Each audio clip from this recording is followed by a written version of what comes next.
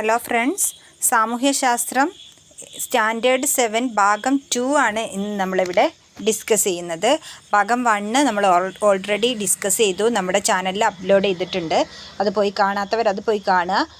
നമ്മുടെ വീഡിയോസൊക്കെ ഇഷ്ടപ്പെടുന്നുണ്ടെങ്കിൽ ലൈക്ക് ചെയ്യുക, ഷെയർ ചെയ്യുക, നമ്മുടെ ചാനൽ സബ്സ്ക്രൈബ് ചെയ്യുക. അപ്പോൾ ഇതിൽ ഫസ്റ്റ് ചാപ്റ്റർ വരുന്നത് 8ാമത്തെ ചാപ്റ്ററാണ്. അതായത് 7 ചാപ്റ്റർ നമ്മൾ ഓൾറെഡി കംപ്ലീറ്റ് ചെയ്തു. 7 ചാപ്റ്റർ വരുന്നത് ആദ്യത്തെ 7 ചാപ്റ്റേഴ്സ് വരുന്നത് ഫസ്റ്റ് പാർട്ടിലാണ്. സെക്കൻഡ് ഭാഗത്തിൽ വരുന്നത് 8ാം ചാപ്റ്ററിലാണ് സ്റ്റാർട്ട് ചെയ്യുന്നത്. അപ്പോൾ നമുക്ക് സ്റ്റാർട്ട് ചെയ്യാം. ചാപ്റ്റർ 8 അധികാരം ജനങ്ങൾക്ക്. പൂക്കോട്ടുമല ഗ്രാമത്തെക്കുറിച്ചുള്ള വാർത്താ തലക്കെട്ടുകളാണ് ഇവിടെ കൊടുത്തിരിക്കുന്നത്. പൂക്കോട്ടുമല നമുക്കറിയാം എന്തായിരുന്നു. പൂക്കോട്ടുമല 1ാം വാർഡ് ഇനി സമ്പൂർണ്ണ മാലിന്യമുക്തം. പൂക്കോട്ടുമല 5ാം വാർഡിൽ ഇന്ന് പച്ചത്തുരുത്ത് പദ്ധതി ഉദ്ഘാടനം. അങ്ങനെ ഓരോ കാര്യങ്ങൾ പറയുന്നുണ്ട്. ജനങ്ങളുടെ പങ്കാളിത്തം കൊണ്ട് സുസ്ഥിര പുരോഗതി കൈവരിച്ച ഗ്രാമമാണ് പൂക്കോട്ടുമല. ഭക്ഷ്യ സ്വയം പര്യാപ്തത, തണ്ണീർത്തട വികസനം, എല്ലാ വാർഡുകളിലും പച്ചത്തുരുത്തുകൾ, തരിശുരഹിത ഗ്രാമം, ജലസമൃദ്ധി പദ്ധതി, ഫിലമെന്റ് രഹിത ഗ്രാമം തുടങ്ങി അനവധി വികസന പ്രവർത്തനങ്ങളാണ് തദ്ദേശ സ്വയംഭരണ സ്ഥാപനങ്ങളുടെ പങ്കാളിത്തത്തോടെ വിവിധ വാർഡുകളിലായി നടപ്പാക്കിയിട്ടുള്ളത്.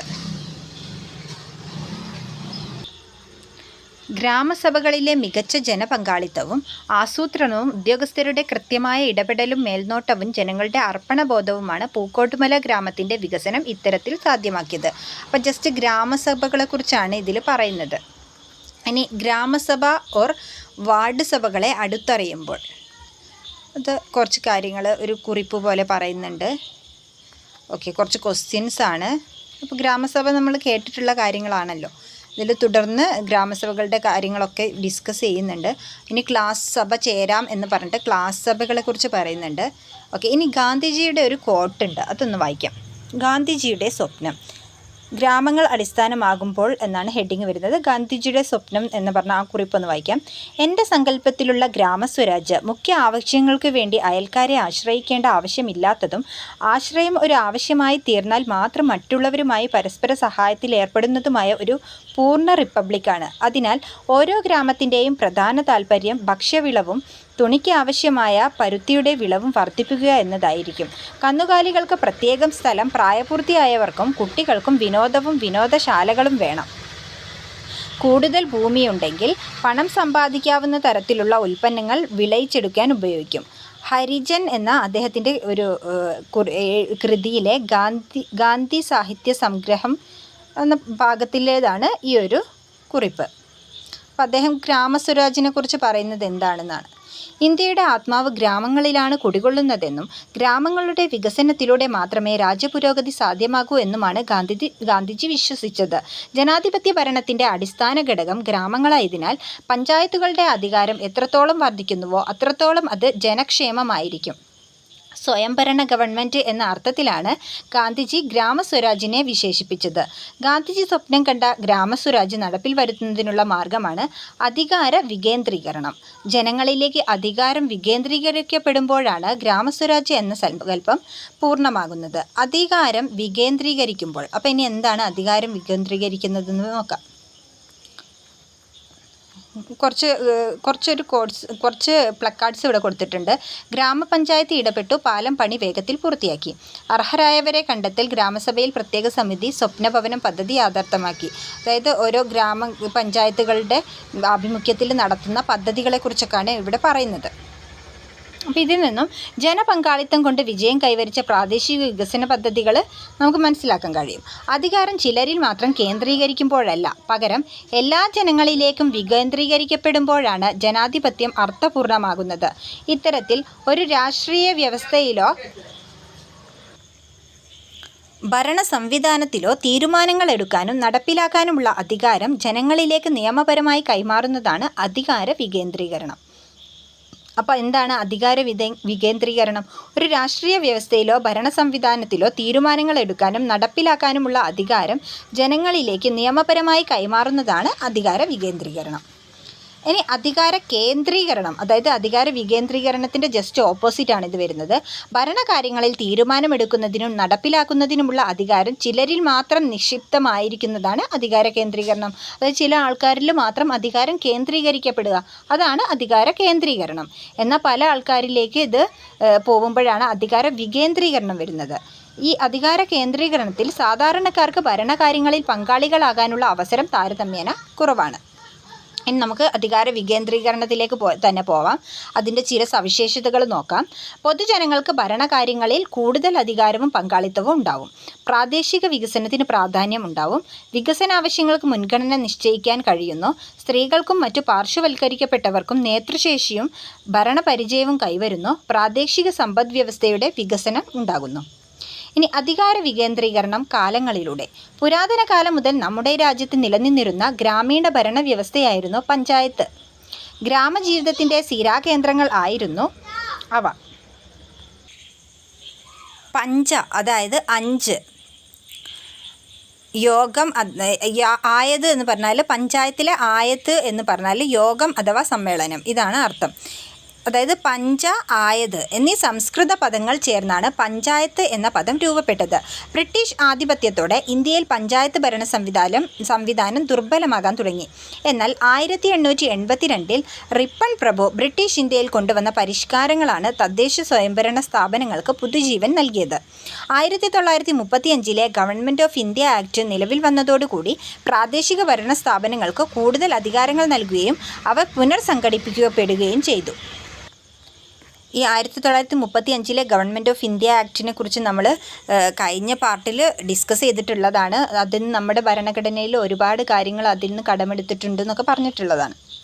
ഇനി അധികാര വികേന്ദ്രീകരണം ഭരണഘടനയിൽ.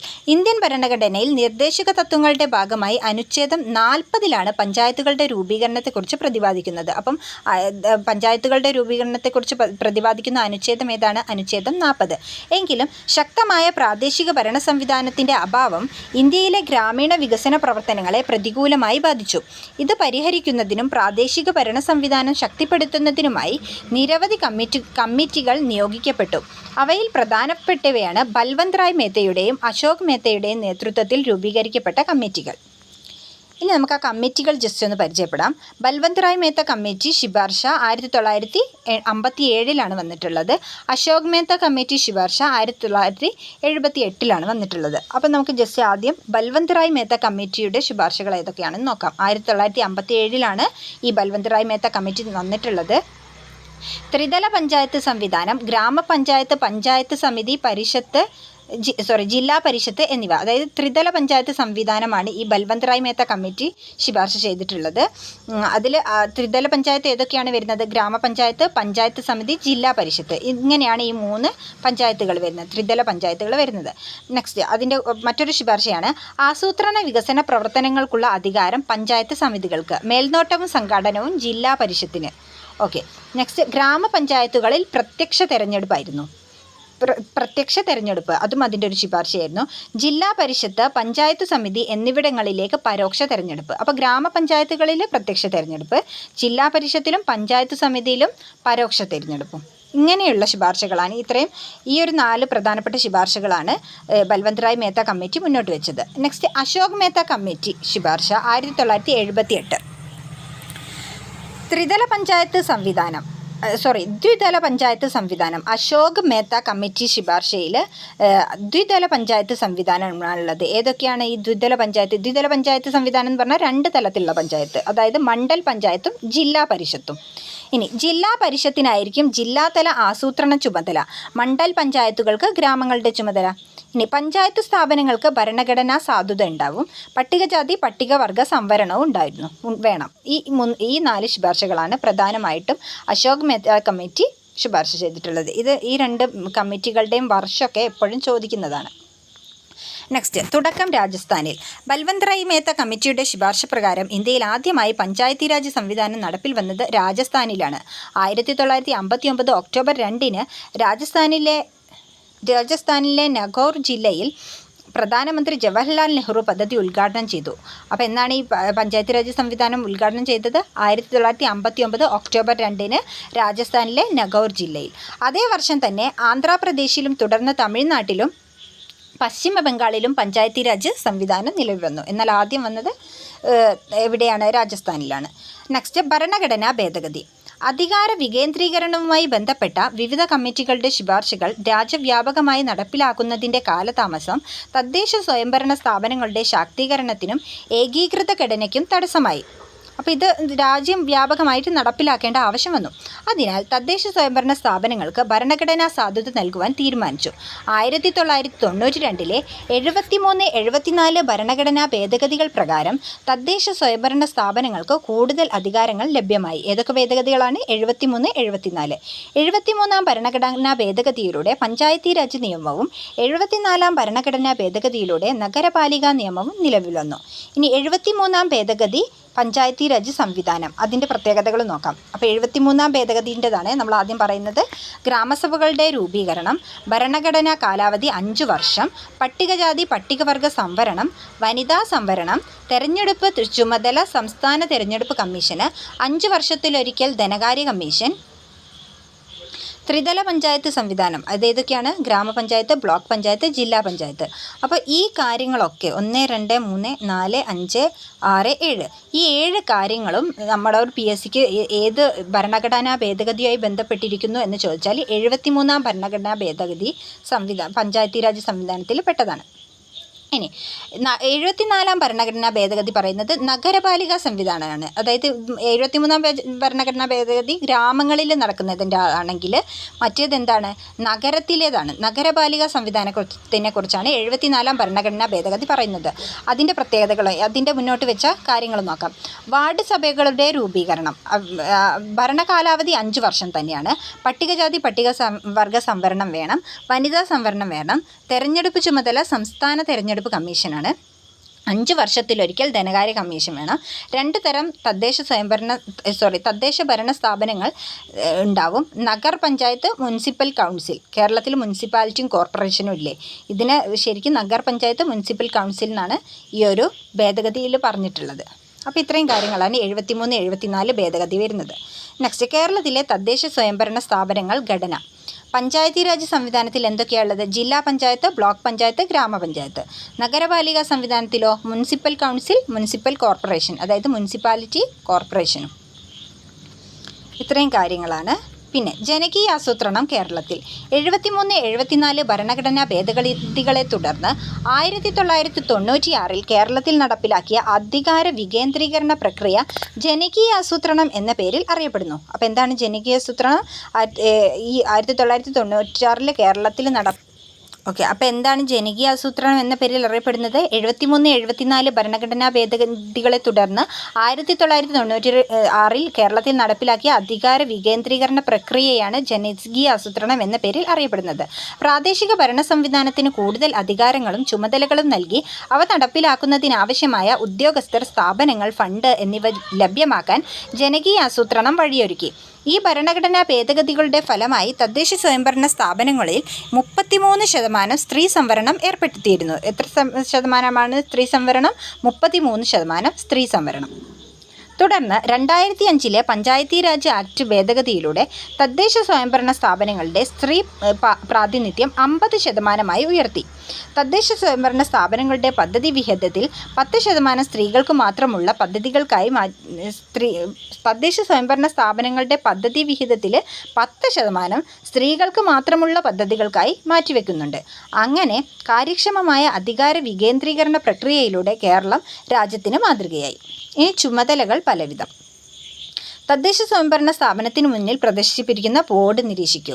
എന്തൊക്കെ ചുമതലകളും സേവനങ്ങളാണ് തദ്ദേശ സ്വയംഭരണ സ്ഥാപനങ്ങൾ നിർവഹിക്കുന്നതെന്ന് നോക്കാം. ജനന മരണങ്ങൾ രജിസ്റ്റർ ചെയ്യൽ, സ്ഥിതി വിവര കണക്കുകൾ ശേഖരിക്കൽ, പ്രാഥമിക വിദ്യാലയങ്ങളുടെ മേൽനോട്ടവും ചുമതലയും, മാതൃശിശു വികസനം, കെട്ടിട നിർമ്മാണത്തിന് അനുമതി നൽകൽ, പരമ്പരാഗത ജലസ്രോതസ്സുകൾ സംരക്ഷിക്കൽ, മാലിന്യ നിർമ്മാർജ്ജനം, വളർത്തുനായകൾക്ക് ലൈസൻസ് നൽകൽ. ഇനി വരുമാനം വിവിധ സ്രോതസ്സുകളിലൂടെ. ഇതൊരു ജസ്റ്റ് ഒരു കഥ പോലെ പറയുന്നതാണ്. പലതരത്തിലുള്ള വരുമാനമുണ്ട് അല്ലേ? അത് നമുക്കറിയുന്നതാണ്. അതായത് സർക്കാർ അംഗീകാരത്തോടെ വിവിധ തരം വായ്പകളും ഗുണഭോക്താക്കളിൽ നിന്ന് ഈടാക്കുന്ന വിഹിതങ്ങളും നിബന്ധനകളോട് സ്വീകരിക്കുന്ന സംഭാവനകളും വരുമാനത്തിൽ ഉൾപ്പെടുന്നുണ്ട്. ഓക്കെ, അത് ഇതിൻ്റെ ഒരു കണ്ടന്റ് വരുന്നുള്ളൂ. അപ്പോൾ എന്തൊക്കെയാണ്? സർക്കാർ അംഗീകാരത്തോടെ വിവിധ തരം വായ്പകളും ഗുണഭോക്താക്കളിൽ നിന്ന് ഈടാക്കുന്ന വിഹിതങ്ങളും നിബന്ധനകളോട് കൂടി സ്വീകരിക്കുന്ന സംഭാവനകളും വരുമാനത്തിൽ ഉൾപ്പെടുന്നു. പിന്നെ വിവിധ തരം നികുതികളുണ്ട്. ഓക്കെ, പിന്നെ തദ്ദേശ സ്വയംഭരണ സ്ഥാപനങ്ങളുടെ വിവിധ വരുമാന സ്രോതസ്സുകളിൽ പെടുന്നതാണ് വിവിധ തരം നികുതികളും. ഇനി പ്രതിസന്ധികൾ, വെല്ലുവിളികൾ. അധികാര വികേന്ദ്രീകരണത്തിലൂടെ കേരളം ജനകീയാസൂത്രണം ഉൾപ്പെടെ ഏറെ നേട്ടങ്ങൾ സ്വായത്തമാക്കിയെങ്കിലും നിരവധി വെല്ലുവിളികളും നേരിടുന്നുണ്ട്. തദ്ദേശ സ്വയംഭരണ സ്ഥാപനങ്ങൾ നേരിടുന്ന വെല്ലുവിളികൾ എന്ന വിഷയത്തിൽ മിലൻ തയ്യാറാക്കിയത് ഇതാണ് പറയുന്നത്. അപ്പോൾ എന്തൊക്കെയാണ് അവിടെ തദ്ദേശ സ്വയംഭരണ സ്ഥാപനങ്ങൾ നേരിടുന്ന വെല്ലുവിളികൾ നോക്കാം. അധികാര വികേന്ദ്രീകരണം 1/4 നൂറ്റാണ്ട് പിന്നിടുമ്പോൾ നേട്ടങ്ങൾ മാത്രം ഉയർത്തിപ്പിടിക്കാതെ പരിമിതികൾ കൂടി തിരിച്ചറിഞ്ഞ് കൂടുതൽ കാര്യക്ഷമമായി പ്രവർത്തിപ്പിക്കേണ്ടത് അനിവാര്യമാണ്. തദ്ദേശ സ്വയംഭരണ സ്ഥാപനങ്ങൾ നേരിടുന്ന പ്രധാന വെല്ലുവിളികളും പ്രശ്നങ്ങളും ചേർക്കുന്നു. എന്തൊക്കെയാണെന്ന് നോക്കാം. പദ്ധതി വിഹിതം സമയബന്ധിതമായി ലഭിക്കാത്ത അവസ്ഥ. ഓക്കെ, പല പദ്ധതികളും റോഡ് വികസനം, അതുപോലെ അങ്ങനെ പല പദ്ധതികളും, ജലസേചനത്തിൻ്റെ വികസനം, അങ്ങനെ പല പദ്ധതികളും തദ്ദേശ സ്വയംഭരണ സ്ഥാപനങ്ങൾ ഇറക്കാറുണ്ടെങ്കിലും അത് സമയബന്ധിതമായി ലഭിക്കാത്ത അവസ്ഥ ഉണ്ടാവാറുണ്ട്. പിന്നെ വികേന്ദ്രീകരണം പൂർണ്ണമായി നടപ്പാക്കപ്പെടാത്ത സാഹചര്യം. ഗ്രാമസഭകളിലെ കുറഞ്ഞ ജനപങ്കാളിത്തം. ഗ്രാമസഭകളിൽ ശരിക്കും 10-1 കോറം പൂർത്തിയാക്കണം എന്നൊക്കെയാണ് പറയുക. പക്ഷേ കുറഞ്ഞ പങ്കാളിത്തം അത് ശരിക്കും ഇതിനൊരു തടസ്സമാവാറുണ്ട്. ഗ്രാമീണ മേഖലയിലെ പഞ്ചായത്തുകളുടെ തനത് വരുമാനത്തിലെ കുറവ്, ഭൗതിക സാഹചര്യങ്ങളുടെ അപര്യാപ്തത, ഇത്രയും കാര്യങ്ങളാണ് ഇത് തടസ്സം നേരിടുന്ന വെല്ലുവിളികൾ. നെക്സ്റ്റ്, ജനാധിപത്യം അർത്ഥവത്താകുന്നത് അധികാരത്തിൽ ജനങ്ങളും പങ്കാളികളാകുമ്പോഴാണ്. അധികാര വികേന്ദ്രീകരണം ഇതുറപ്പാക്കുന്നു. ഒരു സമൂഹത്തിലെ എല്ലാ വിഭാഗം ജനങ്ങളെയും ഭരണത്തിൽ പങ്കാളികളാക്കുന്ന പ്രക്രിയ കൂടിയാണിത്. അതുകൊണ്ട് തന്നെ അധികാര വികേന്ദ്രീകരണത്തിലെ വെല്ലുവിളികൾ തരണം ചെയ്തും അവ പരിഹരിച്ചും മുന്നോട്ട് പോകേണ്ടത് ജനാധിപത്യം ശക്തിപ്പെടുത്തുന്നതിന് അനിവാര്യമാണ്. അപ്പോൾ ഇത്രയേ ഉള്ളൂ ഈ ചാപ്റ്റർ പറയുന്നത്. നെക്സ്റ്റ് 9th ചാപ്റ്ററാണ് ഭൂമിയെ അറിയാൻ ഭൂപടങ്ങളും ആധുനിക സങ്കേതങ്ങളും.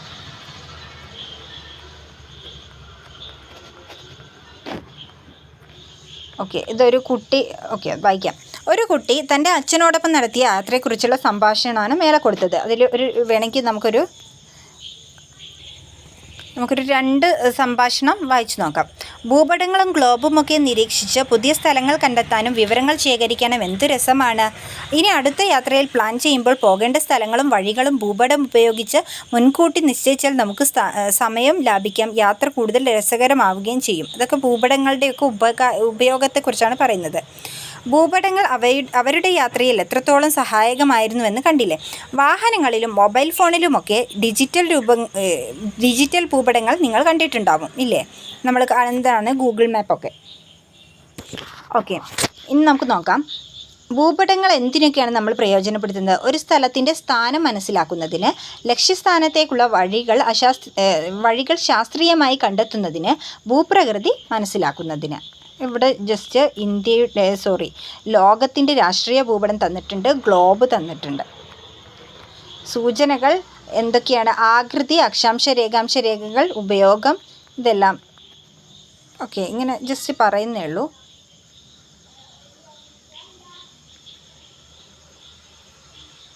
ഇനി ഗ്ലോബിൻ്റെയും ഒക്കെ പ്രത്യേകതകൾ എന്തൊക്കെയാണെന്ന് ചോദിക്കുന്നുണ്ട്. നമുക്കതൊക്കെ വിടാം.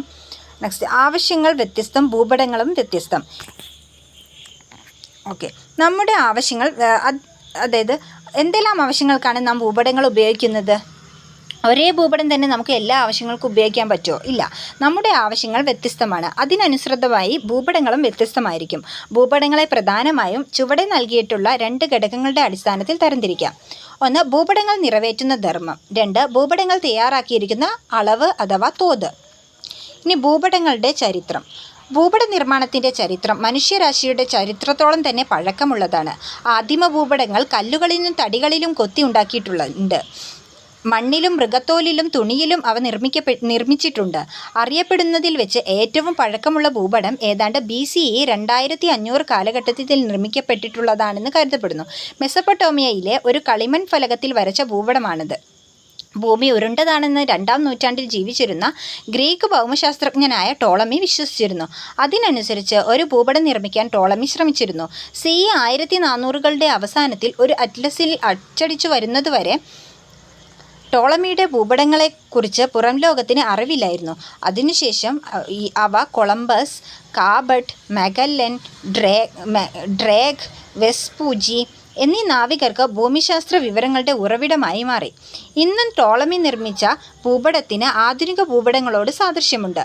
ഗ്രീക്ക്, അറബ് ഭൂമിശാസ്ത്രജ്ഞരാണ് ആധുനിക ഭൂപട നിർമ്മാണത്തിന് അടിത്തറ പാകിയത്. അപ്പോൾ ആധുനിക ഭൂപടത്തിന് അടിത്തറ പാകിയത് ആരാണ്? Greek, Arab ഭൂമിശാസ്ത്രജ്ഞർ. അതിപുരാതന കാലം മുതൽക്കേ ഇന്ത്യയിലും ഭൂപടങ്ങൾ നിർമ്മിക്കാനുള്ള ശ്രമങ്ങൾ നടന്നിരുന്നതായി കരുതപ്പെടുന്നു.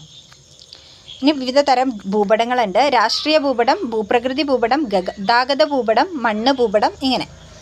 ഓക്കെ, ഓരോ ഭൂപടവും നിറവേറ്റുന്ന ധർമ്മത്തിൻ്റെ അടിസ്ഥാനത്തിലാണ് അവയ്ക്ക് തലക്കെട്ടുകൾ നൽകിയിട്ടുള്ളത്. കേരളത്തിൻ്റെ രാഷ്ട്രീയ ഭൂപടം പരിശോധിക്കൂ. കേരളത്തിൻ്റെ ജില്ലകളിലെ വിവരങ്ങൾ നമുക്ക് അതിൽ നിന്നും കണ്ടെത്താനാവുന്നില്ലേ? ഇതുപോലെ ഒരു ഭൂഖണ്ഡത്തിൻ്റെയോ രാജ്യത്തിൻ്റെയോ സംസ്ഥാനത്തിൻ്റെയോ രാഷ്ട്രീയ ഭൂപടങ്ങൾ നിരീക്ഷിച്ച് അവ പ്രദാനം ചെയ്യുന്ന വിവരങ്ങൾ പട്ടികപ്പെടുത്താനൊക്കെ പറയുന്നുണ്ട്. ഓക്കെ, അതൊന്നും വേണ്ട. നെക്സ്റ്റ്, മണ്ണ് ഭൂപടം ഉണ്ട്. ഇനി കുറച്ച് സവിശേഷത നോക്കാം. ഭൗതിക ഭൂപടങ്ങൾ എന്ന് പറഞ്ഞാൽ എന്താണ്? അതുപോലെ സാംസ്കാരിക ഭൂപടങ്ങൾ എന്താണെന്ന് നോക്കാം. ഭൗതിക ഭൂപടങ്ങൾ ഭൂപ്രകൃതി, മണ്ണ്, നദികൾ, കാലാവസ്ഥ, നൈസർഗിക സസ്യജാലങ്ങൾ തുടങ്ങിയ പ്രകൃതിദത്തമായ സവിശേഷതകൾ ചിത്രീകരിക്കുന്ന ഭൂപടങ്ങളാണ് ഭൗതിക ഭൂപടങ്ങൾ, അതായത് ഭൂമിയായിട്ട് ബന്ധപ്പെട്ട ഭൂപടങ്ങൾ. നെക്സ്റ്റ്, സാംസ്കാരിക ഭൂപടങ്ങൾ മനുഷ്യനിർമ്മിതമായ സവിശേഷതകൾ ചിത്രീകരിക്കുന്ന ഭൂപടങ്ങളാണിത്. ഉദാഹരണം, രാജ്യങ്ങൾ, സംസ്ഥാനങ്ങൾ, ജില്ലകൾ തുടങ്ങിയ രാഷ്ട്രീയ വിഭാഗങ്ങൾ, അതുപോലെ റോഡുകൾ, റെയിൽപാതകൾ, തുറമുഖങ്ങൾ, ജനസംഖ്യാ വിതരണം, ഇതൊക്കെ എന്താണ്? മനുഷ്യനിർമ്മിതമായ സവിശേഷതകളാണ് അല്ലേ? ഇങ്ങനെയുള്ള കാര്യങ്ങൾ ചിത്രീകരിക്കുന്ന ഭൂപടങ്ങളാണ് സാംസ്കാരിക ഭൂപടങ്ങൾ.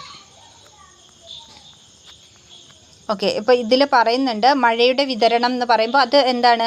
ഭൗതിക ഭൂപടത്തിൽ വരുന്നതാണ്. വനവിസ്തൃതി ഭൗതിക ഭൂപടത്തിൽ വരുന്നതാണ്. എന്നാൽ നെൽപ്പാടങ്ങളുടെ വിതരണം എന്ന് പറയുമ്പോൾ അത് സാംസ്കാരിക ഭൂപടമാണ്. അങ്ങനെ നമ്മൾ ഓരോന്നും, റോഡ് ശൃംഖല എന്ന് പറയുമ്പോൾ സാംസ്കാരിക ഭൂപടമാണ്. ഇങ്ങനെ ഓരോന്നും നമുക്ക് നോക്കാം. ഇനി ഒന്നാമത്തെ ഭൂപടം, ഇവിടെ 2 ഭൂപടം കണ്ടല്ലോ. ഒന്നാമത്തെ ഭൂപടത്തിൽ ഇന്ത്യയിലെ മണ്ണിനങ്ങളുടെ വിതരണവും രണ്ടാമത്തേതിൽ ഇന്ത്യയിലെ നൈസർഗിക സസ്യജാലങ്ങളുടെ വിതരണവും ചിത്രീകരിക്കുന്നു. 2 ഭൂപടങ്ങളിലെയും വിവരങ്ങൾ കൂടിക്കലർന്ന് നമുക്ക് ഏറെ ആശയക്കുഴപ്പങ്ങൾ സൃഷ്ടിക്കുകയും വിവരശേഖരണം കൂടുതൽ സങ്കീർണമാകുകയും ചെയ്യുന്നതിനാണ് 2ഉം വ്യത്യസ്ത ഭൂപടങ്ങളാക്കിയിട്ടുള്ളത്. ഓക്കെ, അതുകൊണ്ടാണ് പ്രധാന ഭൗമോപരിതല സവിശേഷതകൾ ഓരോന്നും പ്രത്യേക ഭൂപടങ്ങളായി ചിത്രീകരിക്കുന്നത്. ഇത്തരത്തിൽ ഒരു പ്രത്യേക വിഷയം മാത്രം പ്രതിപാദിക്കുന്ന ഭൂപടങ്ങളെ നാം വിഷയാധിഷ്ഠിത ഭൂപടങ്ങൾ എന്ന് വിളിക്കുന്നു. അപ്പോൾ എന്താണ് വിഷയാധിഷ്ഠിത ഭൂപടങ്ങൾ?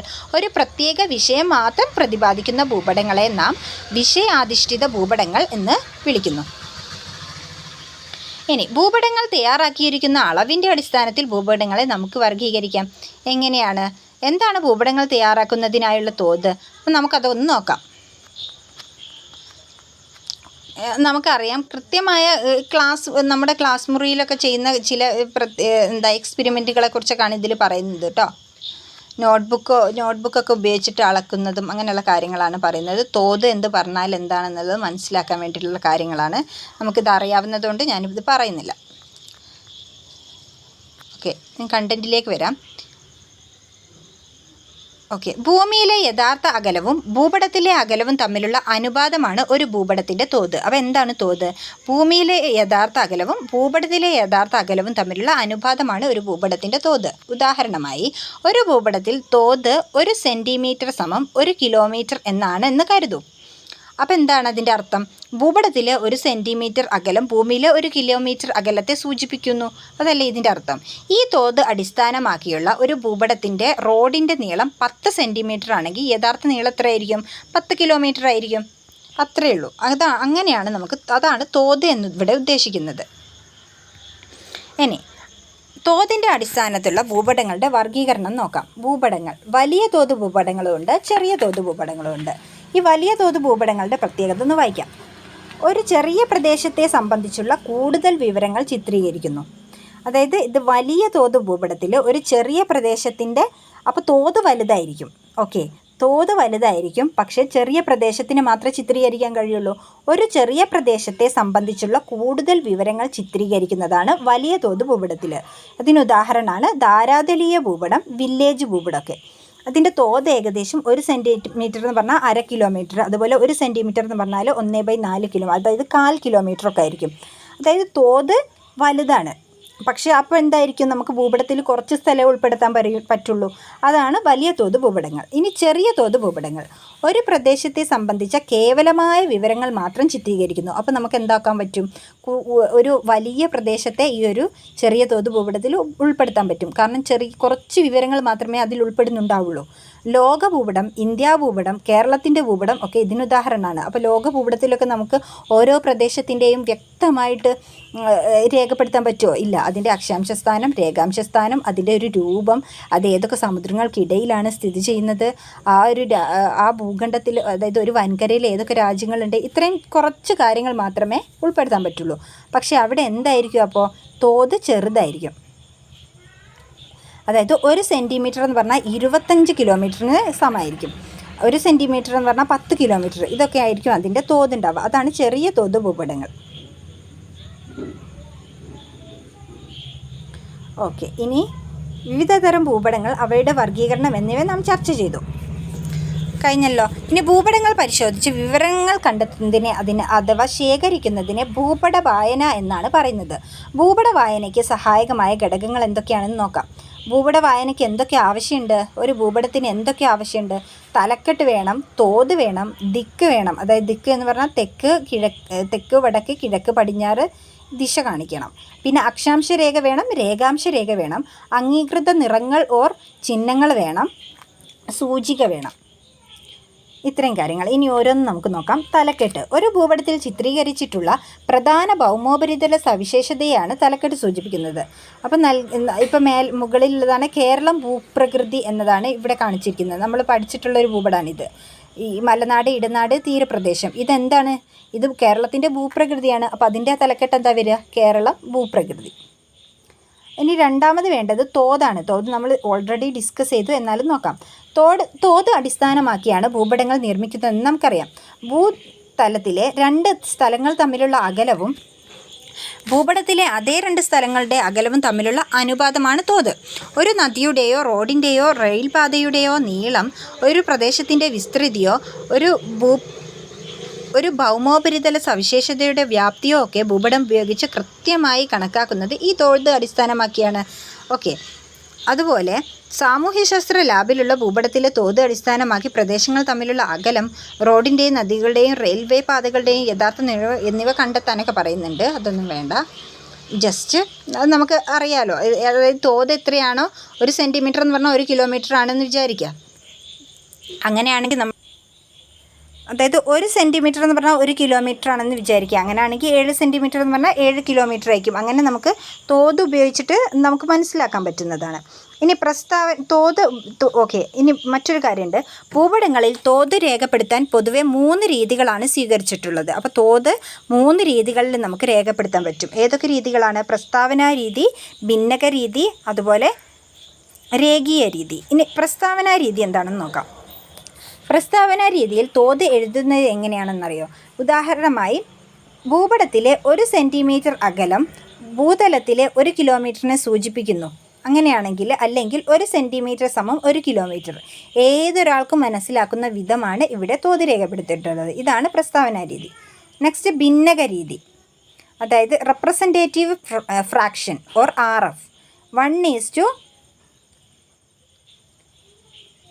1:1 lakh എന്ന രീതിയിൽ തോതുകൾ രേഖപ്പെടുത്തിയിട്ടുള്ളത് നിങ്ങളുടെ ശ്രദ്ധിച്ചിട്ടുണ്ട്. അതായത് ഭിന്നക രീതിയിൽ ഭൂപടത്തിലെ 1 യൂണിറ്റ് ദൂരം ഭൂപടത്തിലെ 1,00,000 യൂണിറ്റുകൾക്ക് തുല്യമാണെന്നാണ് ഇതുകൊണ്ട് അർത്ഥമാക്കുന്നത്. അതായത് ഇതൊരു ഭിന്നക രീതിയാണ്. ഇതിൽ 1 യൂണിറ്റ്, അതായത് 1 സെൻറ്റിമീറ്റർ ആണെങ്കിൽ മറ്റേത് എത്രയായിരിക്കും? ആ സെൻറ്റിമീറ്റർ, അതായത് 1,00,000 സെൻറ്റിമീറ്ററിന് സമയമായിരിക്കും ശരിക്കും ആ സ്ഥലത്തിൻ്റെ വ്യാപ്തി. അങ്ങനെ, അതായത് 1:1,00,000 അല്ലെ 1:10,00,000 അങ്ങനെയാണ്. അങ്ങനെ കൊടുക്കുന്നതിനാണെങ്കിൽ, ആ ഒരു രീതിയിലാണെങ്കിൽ നമ്മളതിനെ ഭിന്നക രീതി എന്ന് പറയും. ഈ രീതിയിൽ അനുപാതത്തിന് മുന്നിൽ നൽകിയിട്ടുള്ള യൂണിറ്റ് ഭൂപടത്തിലെ അകലവും അനുപാതത്തിന് ശേഷം നൽകിയിട്ടുള്ള യൂണിറ്റ് ഭൂതലത്തിലെ അകലവും സൂചിപ്പിക്കുന്നു. അതായത് 1:10 1,00,000 എന്ന് കൊടുത്തിട്ടുണ്ടെങ്കിൽ നമ്മുടെ ഭൂപടത്തിൽ ആ ഒരു യൂണിറ്റ് എന്ന് പറയുന്നത് ശരിക്കും ഉള്ള ഭൂതലത്തിലെ, അതായത് ശരിക്കും ആ ഭൂമിയിലെ അത് എന്തിന് സമമായിരിക്കും? 1,00,000 അത്രയും യൂണിറ്റിന് സമമായിരിക്കും. അങ്ങനെയാണ് ഇതുകൊണ്ട് ഉദ്ദേശിക്കുന്നത്. ഇവിടെ ഭൂതലത്തിലും ഭൂപടത്തിലുമുള്ള അകലം ഒരേ ഏകകത്തിലാണ് സൂചിപ്പിച്ചിട്ടുള്ളത്. അതായത് ഏകകം ഒന്നായിരിക്കും, യൂണിറ്റ് ഒന്നായിരിക്കും. ഇവിടെ ഉദാഹരണമായി ഇവിടെ അകലം സൂചിപ്പിക്കുന്നതിനായി സെൻറ്റിമീറ്റർ എന്ന ഏകകമാണ് ഉപയോഗിക്കുന്നത് എന്ന് കരുതും. അപ്പോൾ ഈ ഭിന്നക രീതിയിലുള്ള തോത് അർത്ഥമാക്കുന്നത് ഭൂപടത്തിലെ 1 യൂണിറ്റ് അകലം, അതായത് 1 സെൻറ്റിമീറ്റർ, ഭൂതലത്തിലെ 1,00,000 സെൻറ്റിമീറ്റർ അകലത്തെ സൂചിപ്പിക്കുന്നു. അത്രയേ ഉള്ളൂ കാര്യം. 1,00,000 സെൻറ്റിമീറ്റർ 1 കിലോമീറ്റർ ആണല്ലോ. അങ്ങനെയാണെങ്കിൽ ഭൂപടത്തിലെ 1 സെൻറ്റിമീറ്റർ ഭൂതലത്തിലെ 1,00,000 സെൻറ്റിമീറ്റർ അഥവാ 1 കിലോമീറ്റർ എന്നാണ് അർത്ഥമാക്കുന്നത്. അതായത് തോതിൽ വ്യത്യാസം ഉണ്ടാവില്ല ഭിന്നക രീതിയിൽ. ഇനി രേഖീയ രീതി ഇവിടെ ഒരു പിക്ചർ കൊടുത്തിട്ടുണ്ട്.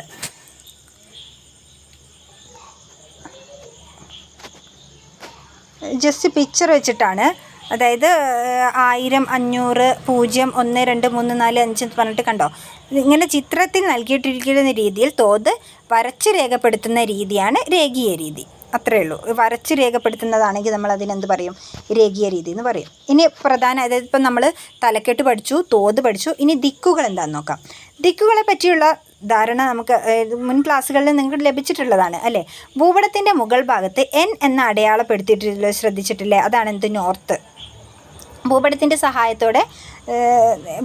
സഹായത്തോടെ നാം ഒരു യാത്ര പോകുന്നുവെന്ന് കരുതും. അങ്ങനെയെങ്കിൽ ഒരു വടക്ക് നോക്കി യന്ത്രം ഉപയോഗിച്ച് നമുക്ക് വടക്ക് കണ്ടെത്തി ഭൂപടത്തിൽ രേഖപ്പെടുത്തിയിട്ടുള്ള വടക്ക് നോക്കി യന്ത്രത്തിന് അനുസൃതമായി ക്രമീകരിച്ചാൽ മാത്രമേ ദിശ തെറ്റാതെ നമുക്ക് സഞ്ചരിക്കാനാവൂ. ജസ്റ്റ് വടക്ക് നോക്കി യന്ത്രത്തെക്കുറിച്ച് പറയുന്നതാണ്, നമുക്ക് അറിയുന്ന കാര്യങ്ങളാണ്. ദിക്ക് നിങ്ങൾക്ക് അറിയാവുന്നതല്ലേ? തെക്ക്, വടക്ക്, കിഴക്ക്, പടിഞ്ഞാറ് ദിക്കുകളാണ് ഉള്ളത്. പിന്നെന്താ? അത്രയേ ഉള്ളൂ. ഓക്കെ. ഭൂപടത്തിൽ ചിത്രീകരിക്കുന്ന ഭൗമിക സവിശേഷതകളുടെ സ്ഥാനം, അതിൻ്റെ കിടപ്പ്, നദിയുടെ ഒഴുക്കിൻ്റെ ദിശ എന്നിവയൊക്കെ കണ്ടെത്തി വിവരങ്ങൾ ശേഖരിക്കുന്നത് ഭൂപട വായനയുടെ ഭാഗമാണ്. ജസ്റ്റ് ഇവിടെ ഒരു സ്കൂൾ മൈതാനം, അതിൻ്റെ ഒരു ഭൂപടമൊക്കെ കൊടുത്തിട്ടുണ്ട്, അതൊന്നും വേണ്ട. ഓക്കെ. ഇനി നെക്സ്റ്റ് ദിക്ക് കണ്ടെത്താനുള്ള ഒരു എക്സ്പെരിമെൻ്റ് പോലെ കൊടുത്തിട്ടുണ്ട്, അതൊന്നും വേണ്ട. ഇനി അംഗീകൃത അപ്പോൾ ദിക്ക് നമുക്കറിയാം, നോർത്ത്, സൗത്ത്, ഈസ്റ്റ്, വെസ്റ്റ്, അത് സൂചിപ്പിക്കണം. അപ്പോഴേ നമുക്കൊരു ഐഡിയ കിട്ടുള്ളൂ. നെക്സ്റ്റ് അംഗീകൃത നിറങ്ങൾ ഓർ ചിഹ്നങ്ങൾ. ഭൂപടത്തിൽ മനുഷ്യനിർമ്മിതവും പ്രകൃതിദത്തവുമായ വിവിധ ഭൗമോപരിതല സവിശേഷതകൾ ചിത്രീകരിക്കുന്നുവെന്ന് നമുക്കറിയാം. ഓരോ ഭൗമോപരിതല സവിശേഷതകളും വ്യത്യസ്ത നിറങ്ങളും ചിഹ്നങ്ങളും ഉപയോഗിച്ചാണ് ചിത്രീകരിക്കുന്നത്. ആഗോളതലത്തിൽ അംഗീകരിക്കപ്പെട്ടിട്ടുള്ള നിറങ്ങളും ചിഹ്നങ്ങളുമായി ഇതിനായി ഉപയോഗിക്കുന്നത്. ഭൂവിവരങ്ങൾ ചിത്രീകരിക്കാൻ ആഗോളതലത്തിൽ അംഗീകരിക്കപ്പെട്ട നിറങ്ങളും ചിഹ്നങ്ങളും ഉപയോഗപ്പെടുത്തുന്നത് എന്തുകൊണ്ടാണെന്നറിയോ? അത് എല്ലാവർക്കും ഒരുപോലെ മനസ്സിലാക്കാൻ വേണ്ടിയിട്ടാണ് കേട്ടോ. അതായത് ഏതൊരു രാജ്യത്തുള്ളവർക്കും ആശയക്കുഴപ്പമില്ലാതെ ഏതൊരു രാജ്യത്ത് നിർമ്മിച്ച ഭൂപടം വായിക്കുന്നതിന് വേണ്ടിയാണ് ഇത്തരത്തിലുള്ള അംഗീകൃത നിറങ്ങളും ചിഹ്നങ്ങളും ഉപയോഗിക്കുന്നത്. ഇനി നമുക്ക് ജസ്റ്റ് ഏതൊക്കെയാണതെന്ന് നോക്കാം. നിറങ്ങൾ ഓർ ചിഹ്നങ്ങൾ. പച്ച നിറം എന്തിനെ സൂചിപ്പിക്കുന്നത്? നൈസർഗിക സസ്യജാലങ്ങൾ. ഇത് PSC സ്ഥിരമായിട്ട് ചോദിക്കുന്ന ക്വസ്റ്റ്യനാണ്, ശ്രദ്ധിച്ച് കേൾക്കണം. പച്ച നൈസർഗിക സസ്യജാലങ്ങളാണ് കൊടുക്കുന്ന നിറമാണ്. മഞ്ഞ കൃഷിയിടങ്ങൾക്കാണ്, മഞ്ഞ കൃഷിയിടങ്ങൾ. ചുവപ്പ് പാർപ്പിടങ്ങൾ, റോഡുകൾ. ചുവപ്പാണ് പാർപ്പിടങ്ങൾക്കും റോഡുകൾക്കും സൂചിപ്പിക്കാൻ കൊടുക്കുന്നത്. കറുപ്പ് എന്തിനൊക്കെയാണ്? കറുപ്പ് നിറമാണ് തീവണ്ടിപ്പാത, അക്ഷാംശരേഖകൾ, രേഖാംശരേഖകൾ, ടെലിഫോൺ ലൈൻ. കറുപ്പാണ് തീവണ്ടിപ്പാത, അക്ഷാംശരേഖകൾ, രേഖാംശരേഖകൾ, ടെലിഫോൺ ലൈൻ. ഇനി നീല ജലാശയങ്ങളെ സൂചിപ്പിക്കുന്നു. തവിട്ട് നിറമാണെങ്കിൽ പാറക്കൂട്ടങ്ങൾ, മൺകൂനകൾ, കുന്നുകൾ. തവിട്ട് സൂചിപ്പിക്കുന്നത് പാറക്കൂട്ടങ്ങൾ, മൺകൂനകൾ, കുന്നുകൾ. ഇനി ഇവിടെ കുറച്ച് ചിഹ്നങ്ങൾ കൊടുത്തിട്ടുണ്ട്. എന്താണ്? ഒരു സമാന്തര രേഖ, റെഡ് സമാന്തര രേഖയാണെങ്കിൽ ഡാറിട്ട റോഡാണ് സൂചിപ്പിക്കുന്നത്. ഇനി തീവണ്ടിപ്പാതിൻ്റെ ചിഹ്നം കൊടുത്തിട്ടുണ്ട്. ഒരു ബ്ലൂ കളറിലുള്ള ലൈന് പോലെയാണ്, വളഞ്ഞു തിരിഞ്ഞ ലൈനാണെങ്കിൽ അരുവിയാണ്. ഇനി നദി സൂചിപ്പിക്കേണ്ടത് ക്രിസ്ത്യൻ പള്ളിയുടെ ചിഹ്നം, ക്ഷേത്രത്തിൻ്റെ ചിഹ്നം, മുസ്ലിം പള്ളി, പാർപ്പിടങ്ങളുടെ ചിഹ്നം. അതായത് പോസ്റ്റ് ഓഫീസിൻ്റെത് PO എന്നാണ്. ഇനി കിണറിന് ഒരു എന്താ വരുന്നത്? വൃത്തം, ഒരു ബ്ലൂ വൃത്തം, ഫുൾ കളർ ചെയ്തിട്ടുള്ള ഒരു ബ്ലൂ വൃത്തമാണെങ്കിൽ കിണറിനെ സൂചിപ്പിക്കുന്നു. PS പോലീസ് സ്റ്റേഷനെ സൂചിപ്പിക്കുന്ന ചിഹ്നമാണ്. പിന്നെ കോട്ടയെ സൂചിപ്പിക്കുന്നു. പാലത്തിനെ സൂചിപ്പിക്കുന്ന ചിഹ്നം കൊടുത്തിട്ടുണ്ട്. കുളം, കുഴൽക്കിണർ ഒരു ട്രയാങ്കിളാണ് വരുന്നത്. പിന്നെ ശ്മശാനത്തിനെ സൂചിപ്പിക്കുന്നത്. ഇങ്ങനെ ചിഹ്നങ്ങളുണ്ട്. ഓക്കെ, അതൊക്കെ ഉപയോഗിച്ചിട്ടൊരു ഭൂപടം വരച്ചിരിക്കുന്നതും കാണിച്ചിട്ടുണ്ട്. നെക്സ്റ്റ് സൂചിക. അടുത്തതാണ് സൂചിക. ഭൂപട വായനയ്ക്ക് അനിവാര്യമായ ഒരു ഘടകമാണ് സൂചിക. ഭൂപടങ്ങളിലെ നിറങ്ങൾ, ചിഹ്നങ്ങൾ, അടയാളങ്ങൾ തുടങ്ങിയവ ഓരോന്നും എന്തിനെ സൂചിപ്പിക്കുമെന്ന് കാണിക്കുന്നതാണ് സൂചിക. നെക്സ്റ്റ് അക്ഷാംശ രേഖകളും രേഖാംശ രേഖകളും. ഭൂമിയിലെ ഓരോ പ്രദേശത്തിൻ്റെയും ഭൗമോപരിതല സവിശേഷതയുടെയും ഒക്കെ സ്ഥാനം കൃത്യമായി തിരിച്ചറിയുന്നതിനും വിവരങ്ങൾ ശേഖരിക്കുന്നതിനും അക്ഷാംശ രേഖാംശ രേഖകൾ അനിവാര്യമാണ്. അക്ഷാംശ രേഖാംശ രേഖകളെക്കുറിച്ചും നമ്മൾ പഠിച്ചിട്ടുള്ളതാണ്. അതും അനിവാര്യമായിട്ടുള്ള ഘടകങ്ങളാണ്. ഇനി ഭൂപടങ്ങളിൽ നിന്നും ഭൗമോപരിതല സവിശേഷതയെക്കുറിച്ച് പറ്റിയുള്ള വിവരങ്ങൾ വായിച്ചെടുക്കുന്നത് എങ്ങനെയാണെന്ന് മനസ്സിലായല്ലോ ഇപ്പോൾ. ഇനി അവ ശേഖരിക്കാനും സൂക്ഷിച്ചു വയ്ക്കാനും അപഗ്രഥിക്കുവാനും പ്രയോജനപ്പെടുത്തുവാനും ഇന്ന് നിരവധി നൂതന സങ്കേതങ്ങൾ നിലവിലുണ്ട്.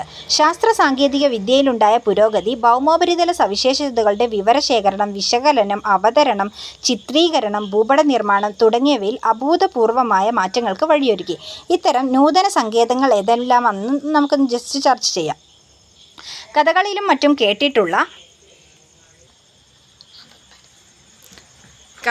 മറ്റും കേട്ടിട്ടുള്ള ഒരു മാന്ത്രിക കണ്ണാടി നിങ്ങൾക്ക് ലഭിച്ചെന്ന് കരുതും. നിങ്ങൾ കാണാൻ ആഗ്രഹിക്കുന്ന വിദൂരതയിലുള്ള ഒരു ചരിത്ര നിർമ്മിതി ആ മാന്ത്രിക കണ്ണാടിയിൽ തെളിഞ്ഞു വരുന്നു. ആ ചരിത്ര നിർമ്മിതിയുടെ സ്ഥാനം, നിങ്ങളുടെ സ്ഥാനം, അവിടേക്ക് പോകാനുള്ള വഴിയൊക്കെ ആ കണ്ണാടി കാട്ടിത്തരുന്നു. അതിശയമെന്ന് തോന്നില്ലേ? മുമ്പ് മാന്ത്രികമായി കരുതുന്ന ഇത്തരം കാര്യങ്ങളൊക്കെ ഇന്ന് സാങ്കേതിക വിദ്യയുടെ സഹായത്തോടെ നിസ്സാരമായി മാറിയിരിക്കുന്നു. ഓക്കെ, ഇത് ജസ്റ്റ് ഒരു സ്മാർട്ട് ഫോണിൻ്റെ സഹായത്തിൻ്റെ ഒക്കെ കാര്യങ്ങൾ പറയാണ്. അതൊക്കെ പോട്ടെ. ഇനി എന്താണ് വിദൂര സംവേദനം എന്ന് നോക്കാം. ഒരു വസ്തുവിനെയോ പ്രദേശത്തെയോ പ്രതിഭാസത്തെയോ കുറിച്ചുള്ള വിവരങ്ങൾ വിദൂരതയിൽ നിന്നും സ്പർശബന്ധം കൂടാതെ ഉപകരണങ്ങളുടെ സഹായത്തോടെ ശേഖരിക്കുന്ന രീതിയാണ് വിദൂര സംവേദനം. അപ്പോൾ എന്താണ് വിദൂര സംവേദനം? ഒരു വസ്തുവിനെയോ പ്രദേശത്തെയോ പ്രതിഭാസത്തെയോ കുറിച്ചുള്ള വിവരങ്ങൾ വിദൂരതയിൽ നിന്നും സ്പർശബന്ധം കൂടാതെ ഉപകരണങ്ങളുടെ സഹായത്തോടെ ശേഖരിക്കുന്ന രീതിയാണ് വിദൂര സംവേദനം, അതായത് റിമോട്ട് സെൻസിംഗ് എന്ന് പറയുന്നത്. ഇനി ബലൂണുകൾ, വിമാനങ്ങൾ, കൃത്രിമ ഉപഗ്രഹങ്ങൾ എന്നിവയിലും ക്യാമറകൾ, സ്കാനറുകൾ, അതായത് വിവരശേഖരണത്തിനായി ഉപയോഗിക്കുന്ന ഉപകരണങ്ങൾ എന്നിവ ഘടിപ്പിച്ച് ഭൂവിവരങ്ങൾ ശേഖരിക്കാം. അപ്പോൾ ബലൂണുകളിലും വിമാനങ്ങളിലും കൃത്രിമ ഉപഗ്രഹങ്ങളിലും ഒക്കെ ക്യാമറകളും സ്കാനറുകളും ഒക്കെ ഘടിപ്പിച്ചിട്ട് നമുക്ക് വിവരങ്ങൾ ശേഖരിക്കാൻ പറ്റും. ഇത്തരത്തിൽ ഭൂവിവരങ്ങൾ ശേഖരിക്കാനുള്ള ഉപകരണങ്ങൾ അഥവാ സംവേദകങ്ങൾ ഘടിപ്പിച്ചിട്ടുള്ള പ്രതലങ്ങളെ പ്ലാറ്റ്ഫോമുകൾ എന്നാണ് വിളിക്കുന്നത്. അപ്പോൾ ഇത് ഘടിപ്പിച്ചിട്ടുള്ള പ്രതലങ്ങളെ നമ്മൾ പ്ലാറ്റ്ഫോമുകൾ എന്ന് വിളിക്കും. ഈ ഘടിപ്പിക്കുന്ന ഉപകരണങ്ങളാണ് എന്ത്? സംവേദകങ്ങൾ. ഇനി മൂന്ന് തരത്തിലുള്ള സംവേദനമുണ്ട്. ഭൂതല വിദൂര സംവേദനം, ആകാശീയ വിദൂര സംവേദനം, ഉപഗ്രഹ വിദൂര സംവേദനം. എന്താണ് ഭൂതല വിദൂര സംവേദനം? ഭൂതലത്തിൽ നിന്നും ഭൗമോപരിതല സവിശേഷതകൾ ക്യാമറകൾ ഉപയോഗിച്ച് പകർത്തുന്ന രീതിയാണ് ഭൂതല വിദൂര സംവേദനം. ഇവിടെ ചിത്രം കൊടുത്തിട്ടുണ്ട്. ഇനി എന്താണ് ആകാശീയ വിദൂര സംവേദനം? പേരിൽ തന്നെ ഉണ്ട്. വിമാനത്തിൽ ഉറപ്പിച്ചിട്ടുള്ള ക്യാമറയുടെ സഹായത്തോടെ ആകാശത്ത് നിന്നും ഭൗമോപരിതല സവിശേഷതകളുടെ ചിത്രങ്ങൾ പകർത്തുന്ന രീതിയാണ് ആകാശീയ വിദൂര സംവേദനം. ഇനി എന്താണ് മൂന്നാമത്തേത്? ഉപഗ്രഹ വിദൂര സംവേദനം. ഇതെന്താണ്? കൃത്രിമ ഉപഗ്രഹങ്ങളിൽ ഘടിപ്പിച്ചിട്ടുള്ള സംവേദകങ്ങൾ വഴി ഭൂവിവരങ്ങൾ ശേഖരിക്കുന്ന പ്രക്രിയയാണ് ഉപഗ്രഹ വിദൂര സംവേദനം. അപ്പോൾ വിവിധ തരം വിദൂര സംവേദന പ്രക്രിയാ രീതികൾ നമ്മൾ മനസ്സിലാക്കിയല്ലോ. ഇനി അവയുടെ സാധ്യതകൾ എന്താണെന്ന് നോക്കാം. ആധുനിക ലോകത്ത് വിദൂര സംവേദനത്തിന് അനന്ത സാധ്യതകളാണുള്ളത്. അവയിൽ ചിലതാണ് ചുവടെ നൽകിയിട്ടുള്ളത്. എന്തിനൊക്കെയാണ് ഉപയോഗിക്കുക? കാലാവസ്ഥാ പഠനത്തിന്, കാർഷിക മേഖലയിലെ പഠനത്തിന്, പ്രകൃതി വിഭവങ്ങളുടെ ലഭ്യത മനസ്സിലാക്കുന്നത്, വരൾച്ച, വെള്ളപ്പൊക്കം തുടങ്ങിയ പ്രകൃതിക്ഷോഭങ്ങൾ ഉണ്ടായ പ്രദേശങ്ങളെക്കുറിച്ചുള്ള വിവരശേഖരണം നടത്തുന്നതിന്. ഇനി ഭൂവിവര വ്യവസ്ഥ ഓർ GIS, ഭൂപട വിശകലനം, വിദൂര സംവേദനം തുടങ്ങിയ മാർഗങ്ങളിലൂടെ ഭൂമിയെക്കുറിച്ചുള്ള വിവരങ്ങൾ അഥവാ ഭൂവിവരങ്ങൾ ശേഖരിക്കാൻ കഴിയുമെന്ന് നമുക്ക് മനസ്സിലായല്ലോ. ഈ മാർഗങ്ങളിലൂടെ ശേഖരിക്കുന്ന വിവരങ്ങളെ വിശകലനം ചെയ്ത് നിഗമനങ്ങൾ രൂപപ്പെടുത്താനും ഭൂപടങ്ങൾ, ഗ്രാഫുകൾ, പട്ടികകൾ മുതലായ ഉൽപ്പന്നങ്ങൾ നിർമ്മിക്കുവാനും കഴിയുന്നു. ഭൂവിവരങ്ങൾ വിശകലനം ചെയ്ത് ഇത്തരത്തിലുള്ള ഉൽപ്പന്നങ്ങൾ നിർമ്മിക്കുന്നതിനായി സോഫ്റ്റ്വെയർ അധിഷ്ഠിത കമ്പ്യൂട്ടർ സാങ്കേതികവിദ്യ പ്രയോജനപ്പെടുത്തുന്നു. ഈ സാങ്കേതിക വിദ്യയാണ് ഭൂവിവര വ്യവസ്ഥ അഥവാ GIS. ഇംഗ്ലീഷിൽ നമ്മൾ ജിയോഗ്രഫിക് ഇൻഫർമേഷൻ സിസ്റ്റം അഥവാ GIS എന്ന് പറയുന്നു. ഇനി ഭൂവിവര വ്യവസ്ഥയുടെ പ്രവർത്തനം വിശദമാക്കുന്ന ഡയഗ്രമാണ് താഴെ കൊടുത്തിട്ടുള്ളത്. എന്തൊക്കെയാണ് ഉപഭോക്താവിലേക്ക് വരുന്നത്? ഭൂപടങ്ങൾ, ഉപഗ്രഹ ചിത്രങ്ങൾ, ആകാശീയ ചിത്രങ്ങൾ, പട്ടികകൾ, ഗ്രാഫുകൾ, സർവേ തുടങ്ങിയവയിൽ നിന്നും വിവരങ്ങൾ ശേഖരിക്കുന്നു. ഭൂവിവര വ്യവസ്ഥ സോഫ്റ്റ്വെയറിൻ്റെ സഹായത്തോടെ വിവരങ്ങൾ വിശകലനം ചെയ്യുന്നു. ഭൂപടങ്ങൾ, ഗ്രാഫുകൾ, പട്ടികകൾ, ത്രിമാന മാതൃകകൾ തുടങ്ങിയവ ഉൽപ്പന്നങ്ങളാക്കി മാറ്റുന്നു. എന്നിട്ടത് ഉപഭോക്താക്കളിലേക്ക് വീണ്ടും എത്തുന്നു. ഇതാണ് വിവിധ പ്രക്രിയകൾ. ഇനി ഭൂവിവര വ്യവസ്ഥ കൊണ്ടുള്ള പ്രയോജനങ്ങൾ എന്തൊക്കെയാണെന്ന് നോക്കാം. ഏതൊക്കെ മേഖലയിലാണ് പ്രയോജനം വരുന്നത്? വിഭവ പരിപാലനം, ടൂറിസം, പ്രകൃതി ദുരന്ത നിവാരണം, ഗതാഗതം, ജലസേചനം, ആസൂത്രണം, കൃഷി, വാർത്താവിനിമയം, വിദ്യാഭ്യാസം, വാണിജ്യം, വ്യവസായം എന്നീ മേഖലകളിലൊക്കെ GIS സാങ്കേതികവിദ്യ പ്രയോജനപ്പെടുന്നുണ്ട്. ഇനി ഗ്ലോബൽ പൊസിഷനിങ് സിസ്റ്റം, അതായത് GPS. അപ്പം നമ്മൾ ഇത്രയും നേരം പഠിച്ചിട്ടുള്ളത് GIS ആണ്. ഇനി GPS എന്താണെന്ന് നോക്കാം. Global positioning system. ഒരു വിമാനം ആകാശത്തിലൂടെ സഞ്ചരിക്കുമ്പോൾ അതിൻ്റെ സ്ഥാനം, പറക്കുന്ന ഉയരം, ദിശ, ലക്ഷ്യസ്ഥാനത്ത് എത്തിച്ചേരാൻ എടുക്കുന്ന സമയം ഇതൊക്കെ കൃത്യമായി കണ്ടെത്തി തരുന്ന ഒരു സാങ്കേതിക വിദ്യ നമ്മൾ ചിന്തിച്ചു നോക്കാൻ. ഗ്ലോബൽ പൊസിഷനിങ് സിസ്റ്റം എന്നാണ് ഈ സാങ്കേതിക വിദ്യ അറിയപ്പെടുന്നത്. ഭൂമിയിൽ ഒരു വസ്തുവിൻ്റെ അക്ഷാംശ, രേഖാംശ സ്ഥാനം, അതിൻ്റെ ഉയരം എന്നിവ മനസ്സിലാക്കാൻ സഹായിക്കുന്ന സാങ്കേതിക വിദ്യയാണിത്.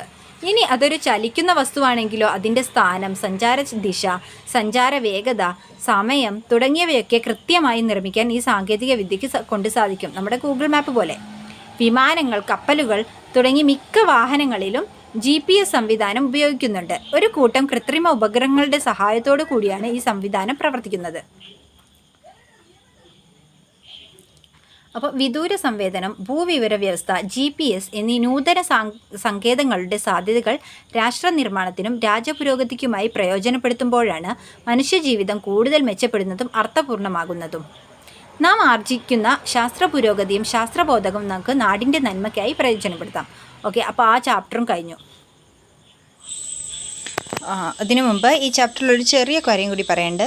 ഇന്ത്യയിൽ ISRO വികസിപ്പിച്ചെടുത്ത ഭൂപട നിർമ്മാണ സംവിധാനമാണ് ഭുവൻ. ഇത് PSC ചോദിക്കുന്നതാണ്. ISRO വികസിപ്പിച്ചെടുത്ത ഭൂപട നിർമ്മാണ സംവിധാനം ഏതാണ്? ഭുവനാണ്.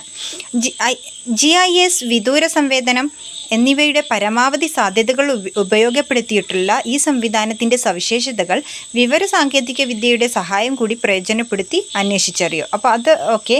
അപ്പോൾ എന്താണ് നമ്മൾ ISRO വികസിപ്പിച്ചെടുത്ത ഭൂപട നിർമ്മാണ സംവിധാനത്തിൻ്റെ പേരാണ് ഭുവൻ. ഇത് GIS, വിദൂര സംവേദനം എന്നിവയുടെ പരമാവധി സാധ്യതകൾ ഉപയോഗപ്പെടുത്തിയിട്ടുള്ള ഒരു സംവിധാനമാണ്. അപ്പോൾ ഇത്രയും കാര്യങ്ങളും അതോടുകൂടി ഈ ഒരു ചാപ്റ്റർ കഴിഞ്ഞു.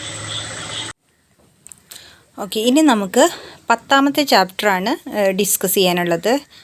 10th ചാപ്റ്റർ വരുന്നത് ബജറ്റ് വികസനത്തിൻ്റെ നേർരേഖ. ജസ്റ്റ് ഇവിടെ ഒരു സംഭാഷണം പറയുന്നുണ്ട്. അതൊരു ഇൻട്രൊഡക്ഷനായിട്ട് പറയുന്നതാണ്. കുടുംബ ചെലവ് എന്താണെന്ന് നോക്കാം.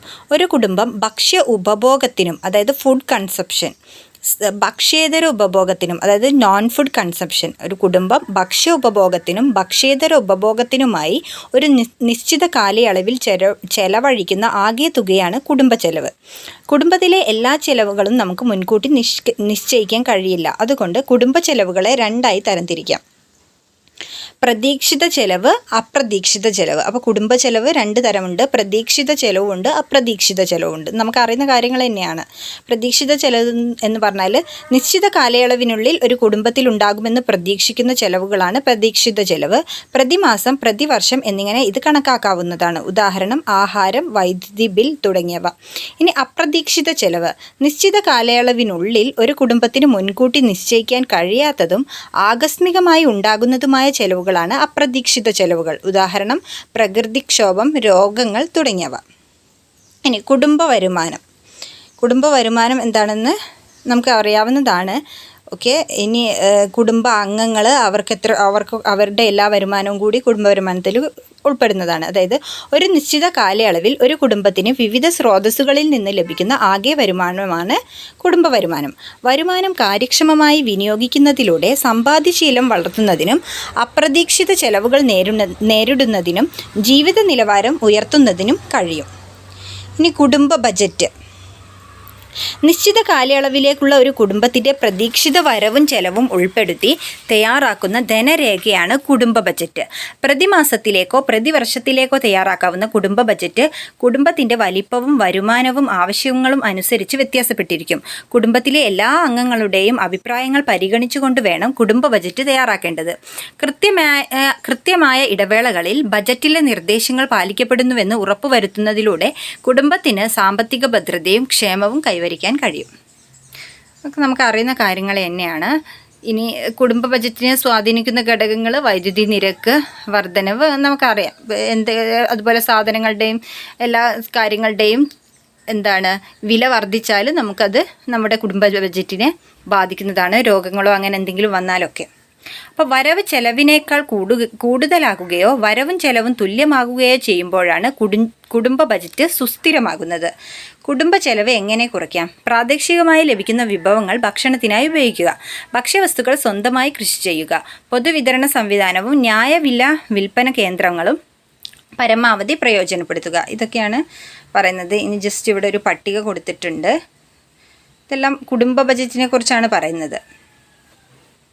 ഇനി പൊതുചെലവ്. ഇനിയാണ് നമ്മൾ കാര്യത്തിലേക്ക് കടക്കുന്നത്. പൊതുചെലവ്. ദേശീയപാത വികസനം യാഥാർത്ഥ്യത്തിലേക്ക്.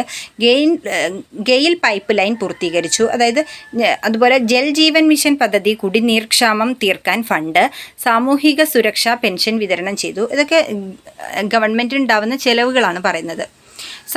സർക്കാർ നടപ്പിലാക്കുന്ന വിവിധ ക്ഷേമ വികസന പ്രവർത്തനങ്ങളുടെ വാർത്താ തലക്കെട്ടുകളാണ് നമ്മൾ വായിച്ചത്. ഇപ്പോൾ സർക്കാരിന് ഈ പ്രവർത്തനങ്ങൾ നിർവഹിക്കുന്നതിന് ധാരാളം പണം ആവശ്യമായി വരുന്നു. ഇവ കൂടാതെ മറ്റെന്തെല്ലാം പ്രവർത്തനങ്ങൾക്കാണ് സർക്കാർ ധനം ചെലവഴിക്കുന്നത്? ശമ്പളം, പലിശ, പ്രതിരോധ ചെലവുകൾ, ആശുപത്രി നിർമ്മാണ പ്രവർത്തനങ്ങൾ, സാമൂഹിക സുരക്ഷാ പദ്ധതികൾ, ഇങ്ങനെ പലതുണ്ട്. ഇങ്ങനെ വികസനേതര പ്രവർത്തനങ്ങൾക്കായി സർക്കാർ ചെലവഴിക്കുന്ന ധനമാണ് പൊതുചെലവുകൾ. അപ്പോൾ എന്താണ് പൊതുചെലവുകൾ? വികസനേതര പ്രവർത്തനങ്ങൾക്കായി സർക്കാർ ചെലവഴിക്കുന്ന ധനമാണ് പൊതുചെലവുകൾ. സർക്കാരിൻ്റെ പ്രവർത്തനങ്ങൾ വിപുലമാകുന്നതിനനുസരിച്ച് പൊതുചെലവുകളും വർദ്ധിക്കും. ഇനി വികസന ചെലവുകൾ. അപ്പോൾ നമുക്കറിയാം, പൊതുവേ ചെലവുകൾ രണ്ടായി തരംതിരിക്കാൻ നമ്മൾ പറഞ്ഞു. വികസന ചെലവുകളുണ്ട്, വികസനേതര ചെലവുകളുണ്ട്. ഇനി വികസന ചെലവുകൾ, ഡെവലപ്മെൻറ്റൽ എക്സ്പെൻഡിച്ചർ എന്തൊക്കെയാണെന്ന് നോക്കാം. രാജ്യത്തിൻ്റെ സാമ്പത്തികവും സാമൂഹികവുമായ വികസനവുമായി നേരിട്ട് ബന്ധപ്പെട്ടിരിക്കുന്ന ചെലവുകളെ വികസന ചെലവുകൾ എന്ന് വിളിക്കുന്നു. ഇവ രാജ്യത്തിൻ്റെ ഉൽപ്പാദനത്തെയും യഥാർത്ഥ സമ്പദ് വ്യവസ്ഥയെയും ഉത്തേജിപ്പിച്ച് സാമ്പത്തിക വളർച്ചയ്ക്ക് വലിയ സംഭാവന നൽകുന്നതിനാൽ ഇവ ഉൽപ്പാദന ചെലവുകൾ എന്നും അറിയപ്പെടുന്നു. റോഡ്, പാലം, തുറമുഖം എന്നിവ നിർമ്മിക്കുക, പുതിയ സംരംഭങ്ങളും വിദ്യാഭ്യാസ സ്ഥാപനങ്ങളും ആരംഭിക്കുക തുടങ്ങിയ പ്രവർത്തനങ്ങൾക്കുള്ള സർക്കാർ ചെലവുകളാണ് വികസന ചെലവുകളായി കണക്കാക്കുന്നത്. ഇനി വികസനേതര ചെലവുകൾ, നോൺ ഡെവലപ്മെൻറ്റൽ എക്സ്പെൻഡിച്ചർ. രാജ്യ താൽപ്പര്യത്തിനും പൊതുസേവനങ്ങൾക്കുമായി സർക്കാർ നിരന്തരം വഹിക്കുന്ന ചെലവുകളാണ് വികസനേതര ചെലവുകൾ. പ്രതിരോധം, പലിശ, പെൻഷൻ, മഹാമാരി, പ്രകൃതി ദുരന്തം തുടങ്ങിയവയ്ക്കുള്ള ചെലവുകൾ ഇതിൽ ഉൾപ്പെടുന്നു. ഇനി വികസന ചെലവുകളും വികസനേതര ചെലവുകളും ഏതൊക്കെയാണെന്ന് പട്ടികപ്പെടുത്താൻ പറഞ്ഞിട്ടുണ്ട്. അപ്പോൾ ഇത് നമ്മൾ വായിച്ച് നോക്കിയിട്ട് ചെയ്യേണ്ട കാര്യങ്ങൾ പറഞ്ഞതാണ്. ഇനി ജസ്റ്റ് ഇവിടെ ഒരു ഗ്രാഫ് കൊടുത്തിട്ടുണ്ട്. 2018-19 മുതൽ 2022-23 വരെയുള്ള 5 വർഷത്തെ കേന്ദ്ര സർക്കാരിൻ്റെ പൊതുചെലവുകളാണ് ചുവടെ നൽകിയിരിക്കുന്നത്. അപ്പോൾ പൊതുചെലവ് എന്താണ്? കൂടി വന്നതാണ് അല്ലേ. ഇനി പൊതുവരുമാനം.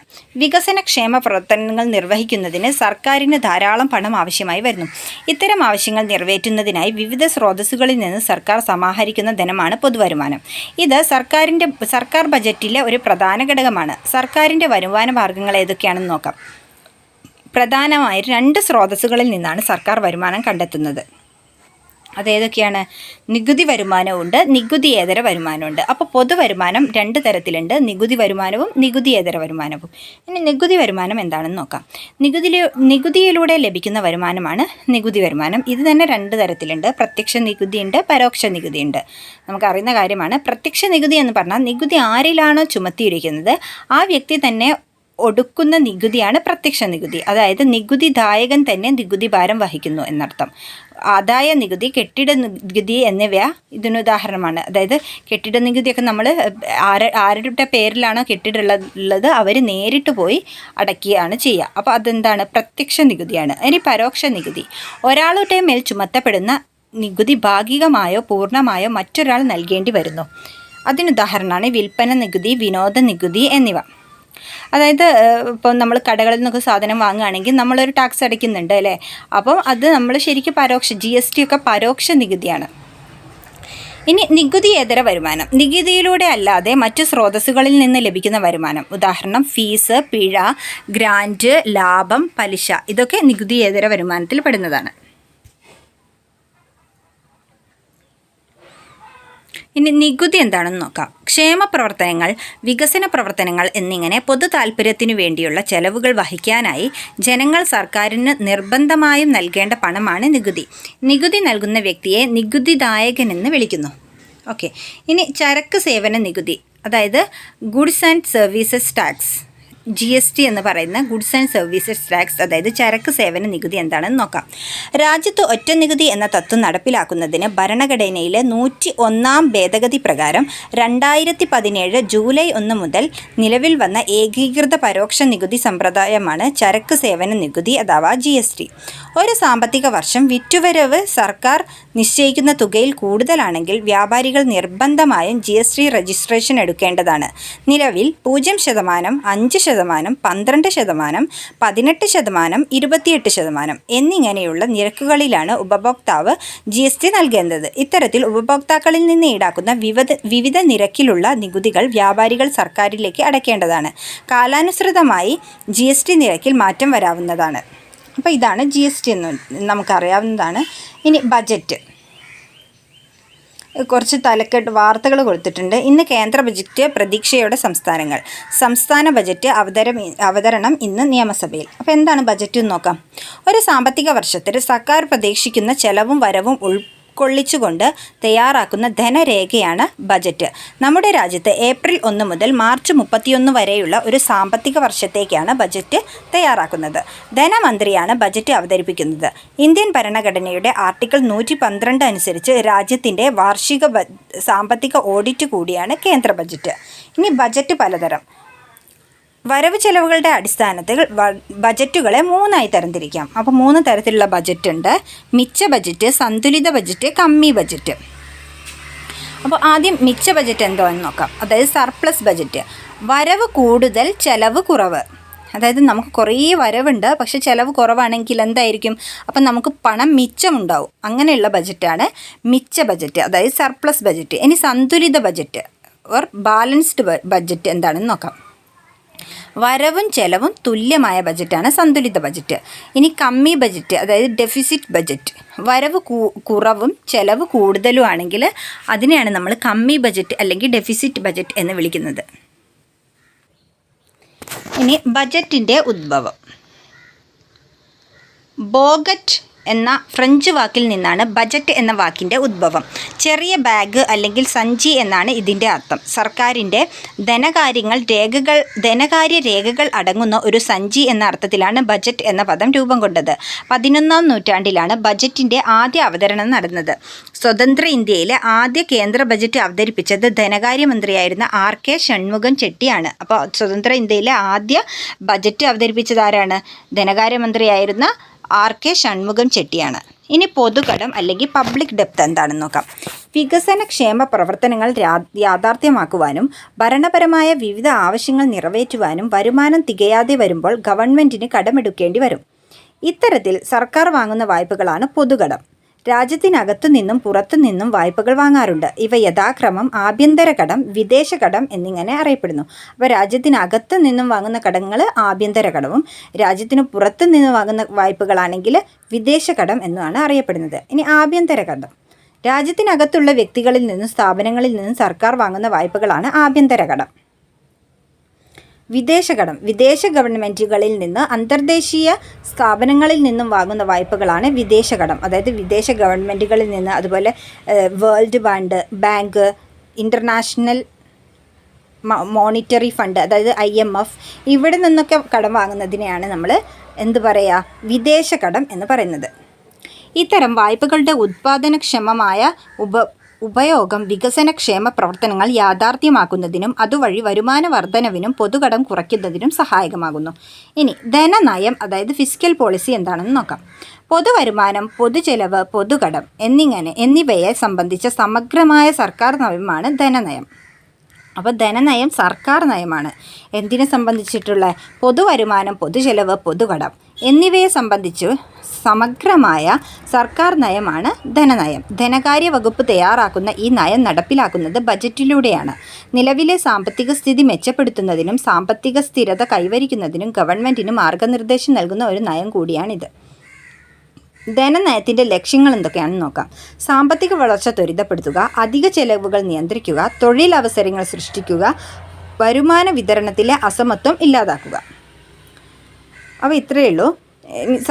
ജസ്റ്റ് ഒരു കാര്യം കൂടി പറയുന്നുണ്ട്. സംഘടനകൾ, തദ്ദേശ സ്വയംഭരണ സ്ഥാപനങ്ങൾ, സംസ്ഥാനം, രാജ്യം എന്നിവ ബജറ്റ് തയ്യാറാക്കി പ്രവർത്തിക്കുന്നത് വഴി വികസനക്ഷേമ കാര്യങ്ങൾ യാഥാർത്ഥ്യമാക്കുന്നതിനും സുസ്ഥിര വികസനം കൈവരിക്കുന്നതിനും സഹായമാകുന്നു. അപ്പോൾ ഇത്രയാണ് ഈ ചാപ്റ്ററിൽ പറയുന്നത്. ഇനി 11ാമത്തെ ചാപ്റ്ററിലേക്ക് പോകുമ്പോൾ 11ാമത്തെ ചാപ്റ്ററിൻ്റെ പേര് വിവേചനത്തിനെതിരെ എന്നാണ്. നെൽസൺ മണ്ടേലയുടെ ഒരു കോട്ട് പറയുന്നുണ്ട്, നോക്കാം. ഈ കോടതി മുറിയിൽ തങ്ങി നിൽക്കുന്ന വെള്ള മേധാവിത്വത്തിൻ്റെ അന്തരീക്ഷം എന്നെ അസ്വസ്ഥനാക്കുന്നു. ഇതേ മേധാവിത്വം എൻ്റെ ജനങ്ങളിൽ ഏൽപ്പിച്ച മനുഷ്യവിരുദ്ധമായ ദുർനീതികൾ എന്നെ അസ്വസ്ഥനാക്കുന്നു. ഈ രാജ്യത്തെ പാർലമെൻറ്റ് കാരണമാണ് ഞാൻ വോട്ടവകാശം ഇല്ലാത്തവനായി തീർന്നത് എന്ന് ഞാൻ ഓർക്കുന്നു. ഞങ്ങൾക്ക് ഒരു തുണ്ട് ഭൂമിയില്ല. എന്നിട്ടും ജനങ്ങൾ ദാരിദ്ര്യം കൊണ്ട് പൊറുതിമുട്ടുന്നിടത്തേക്ക് നിർബന്ധപൂർവ്വം ഞങ്ങളെ പറഞ്ഞുവിടുന്നു. അനേകം വർഷങ്ങളായി ഈ രാജ്യത്തെ അനീതികൾക്കും യാതനകൾക്കും കാരണമാകുന്ന അതേ വർണ്ണവിവേചനം നിഷ്പക്ഷമായ ഒരു വിചാരണ എനിക്ക് ലഭ്യമാക്കുമെന്ന് എങ്ങനെ ഉറപ്പിക്കാൻ കഴിയും? നെൽസൺ മണ്ടേലയുടെ പ്രിറ്റോറിയ വിചാരണ 1962. ദക്ഷിണാഫ്രിക്കയുടെ സ്വതന്ത്ര സമര നായകനായ നെൽസൺ മണ്ടേലയുടെ വാക്കുകളാണ് മുകളിൽ കൊടുത്തിരിക്കുന്നത്. അപ്പോൾ വർണ്ണവിവേചനത്തിനെതിരെയാണ് ഇതിൽ പറയുന്നത്. വർണ്ണത്തിൻ്റെ പേരിൽ നൂറ്റാണ്ടുകളോളം അടിച്ചമർത്തൽ നേരിട്ട ദക്ഷിണാഫ്രിക്കൻ ജനതയുടെ മോചനത്തിനായി പോരാടിയ വ്യക്തിയാണ് നെൽസൺ മണ്ടേല. സ്വന്തം രാജ്യത്തിൻ്റെയും ജനങ്ങളുടെയും മോചനത്തിന് വേണ്ടി പ്രവർത്തിച്ചതിന് അദ്ദേഹത്തിന് 3 ദശാബ്ദത്തോളം ജയിൽവാസം അനുഭവിക്കേണ്ടി വന്നു.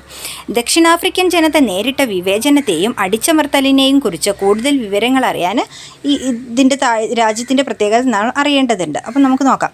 ദക്ഷിണാഫ്രിക്ക ഏത് വൻകരയിലാണ് സ്ഥിതി ചെയ്യുന്നത് എന്ന് ലോക ഭൂപടം നോക്കി കണ്ടെത്താൻ. ആഫ്രിക്കൻ വൻകരയിലാണ് ദക്ഷിണാഫ്രിക്ക ഉള്ളത് അല്ലേ? ദക്ഷിണാഫ്രിക്ക സ്ഥാനം, ഭൂപ്രകൃതി. ആഫ്രിക്കൻ വൻകരയുടെ തെക്കേ അറ്റത്ത് ഇന്ത്യൻ മഹാസമുദ്രവും അറ്റ്ലാന്റിക് സമുദ്രവുമായി അതിർത്തി പങ്കിടുന്ന രാജ്യമാണ് ദക്ഷിണാഫ്രിക്ക.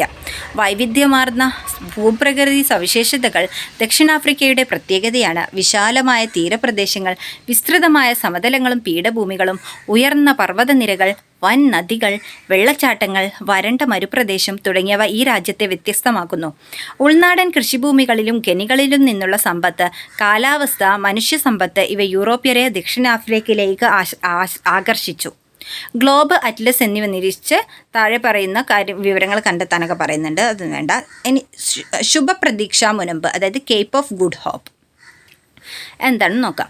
ആഫ്രിക്കൻ വൻകരയുടെ തെക്കേ അറ്റത്തായി അറ്റ്ലാന്റിക് സമുദ്രതീരത്ത് സ്ഥിതി ചെയ്യുന്ന ഭൂപ്രദേശമാണ് ശുഭപ്രതീക്ഷ മുനമ്പ്. യൂറോപ്യർക്ക് അറ്റ്ലാന്റിക് മഹാസമുദ്രത്തിലൂടെ ആഫ്രിക്കൻ വൻകരയെ ചുറ്റി ഇന്ത്യൻ മഹാസമുദ്രത്തിൽ എത്തിയാലേ ഏഷ്യ വൻകരയിലെ ഇന്ത്യയുൾപ്പെടെയുള്ള രാജ്യങ്ങളിലേക്ക് എത്താൻ കഴിയുമായിരുന്നുള്ളൂ. ഏഷ്യയിലേക്ക് എത്താനുള്ള പ്രതീക്ഷ നൽകുന്നത് എന്ന അർത്ഥത്തിൽ ഇവിടം ശുഭപ്രതീക്ഷ മുനമ്പ് എന്ന പേരിൽ അറിയപ്പെടാൻ തുടങ്ങി. ഓക്കെ, ഇനി ദക്ഷിണാഫ്രിക്ക കോളനിവൽക്കരിക്കപ്പെടുന്നു. ഇനി ആദ്യം നമുക്ക് കോളനിവൽക്കരണം എന്താണെന്ന് നോക്കാം. ഒരു രാജ്യം മറ്റൊരു പ്രദേശത്തിൻ്റെയും അവിടുത്തെ ജനങ്ങളുടെയും മേൽ അധികാരം സ്ഥാപിച്ച് രാഷ്ട്രീയവും സാമൂഹികവും സാമ്പത്തികവും സാംസ്കാരികവുമായ നിയന്ത്രണത്തിൽ കൊണ്ടുവരുന്നതിനെയാണ് കോളനിവൽക്കരണം എന്ന് പറയുന്നത്. ഇനി ദക്ഷിണാഫ്രിക്ക കോളനിവൽക്കരിക്കപ്പെടുന്നു. സാൻ, ഖോസ തുടങ്ങിയ ജനവിഭാഗങ്ങളായിരുന്നു ദക്ഷിണാഫ്രിക്കയിലെ ആദിമ നിവാസികൾ. ആഫ്രിക്കയുടെ മറ്റു പ്രദേശങ്ങളിൽ നിന്ന് എത്തിയ ഗോത്രവിഭാഗക്കാരായിരുന്നു ആദ്യമായി ഇവിടേക്ക് കുടിയേറ്റം നടത്തിയത്. 15ാം നൂറ്റാണ്ടിൻ്റെ അവസാനത്തോടെ യൂറോപ്യർ ദക്ഷിണാഫ്രിക്കയിൽ എത്തിത്തുടങ്ങി. 17ാം നൂറ്റാണ്ടോടുകൂടി ദക്ഷിണാഫ്രിക്കയിൽ ഡച്ച് സ്വാധീനം ശക്തമാവുകയും കേപ്പ് ടൗൺ എന്ന പ്രദേശം അവരുടെ പ്രധാന കോളനിയായി മാറുകയും ചെയ്തു. 18ാം നൂറ്റാണ്ടോടെ ബ്രിട്ടീഷുകാർ ദക്ഷിണാഫ്രിക്കയിൽ എത്തിച്ചേർന്നു. ലോകത്തിൻ്റെ വിവിധ ഭാഗങ്ങളിൽ കൂടുതൽ ഭൂപ്രദേശങ്ങൾ സ്വന്തമാക്കുക, ആഫ്രിക്കൻ വൻകരയിലെ അളവറ്റ സമ്പത്ത് കൈക്കലാക്കുക, മറ്റു യൂറോപ്യൻ രാജ്യങ്ങൾക്ക് മേൽ അധീശത്വം സ്ഥാപിക്കുക, ഏഷ്യ വൻകരയിലേക്കുള്ള സഞ്ചാരത്തിന് ഇടത്താവളമാകുക തുടങ്ങിയ ലക്ഷ്യങ്ങളോടെയാണ് ബ്രിട്ടൻ ദക്ഷിണാഫ്രിക്കയെ കോളനിയാക്കാൻ ശ്രമിച്ചത്. Next, great trek. ബൂവറുകൾ എന്താണെന്ന് ആദ്യം നോക്കാം. യൂറോപ്പിൽ നിന്ന് ആദ്യം ദക്ഷിണാഫ്രിക്കയിലെത്തിയ നെതർലൻഡിലുള്ളവരെയാണ് നമ്മൾ ഡച്ചുകാരെന്ന് പറയുന്നത്. നെതർലൻഡ്, ഫ്രാൻസ്, ജർമ്മനി തുടങ്ങിയ രാജ്യക്കാരുടെ പിന്മുറക്കാരാണ് ബൂവറുകൾ. അപ്പം ആരാണ് ബൂവറുകൾ? യൂറോപ്പിൽ നിന്ന് ആദ്യം ദക്ഷിണാഫ്രിക്കയിലെത്തിയ നെതർലൻഡ്, ഫ്രാൻസ്, ജർമ്മനി തുടങ്ങിയ രാജ്യക്കാരുടെ പിന്മുറക്കാരാണ് ബൂവറുകൾ. കൃഷിക്കാരൻ എന്നാണ് ബൂവർ എന്ന ഡച്ച് പദത്തിൻ്റെ അർത്ഥം. പിൽക്കാലത്ത് ഈ ജനവിഭാഗങ്ങൾ ആഫ്രിക്കാനർ എന്നും ഇവരുടെ ഭാഷയും സംസ്കാരവും ആഫ്രിക്കാൻസ് എന്നും അറിയപ്പെടുന്നു. ബ്രിട്ടൻ നടപ്പിലാക്കിയ കോളനിവൽക്കരണ പദ്ധതികൾ ബൂവർമാരെ ഏറെ ബാധിച്ചു എന്ന് നോക്കാം.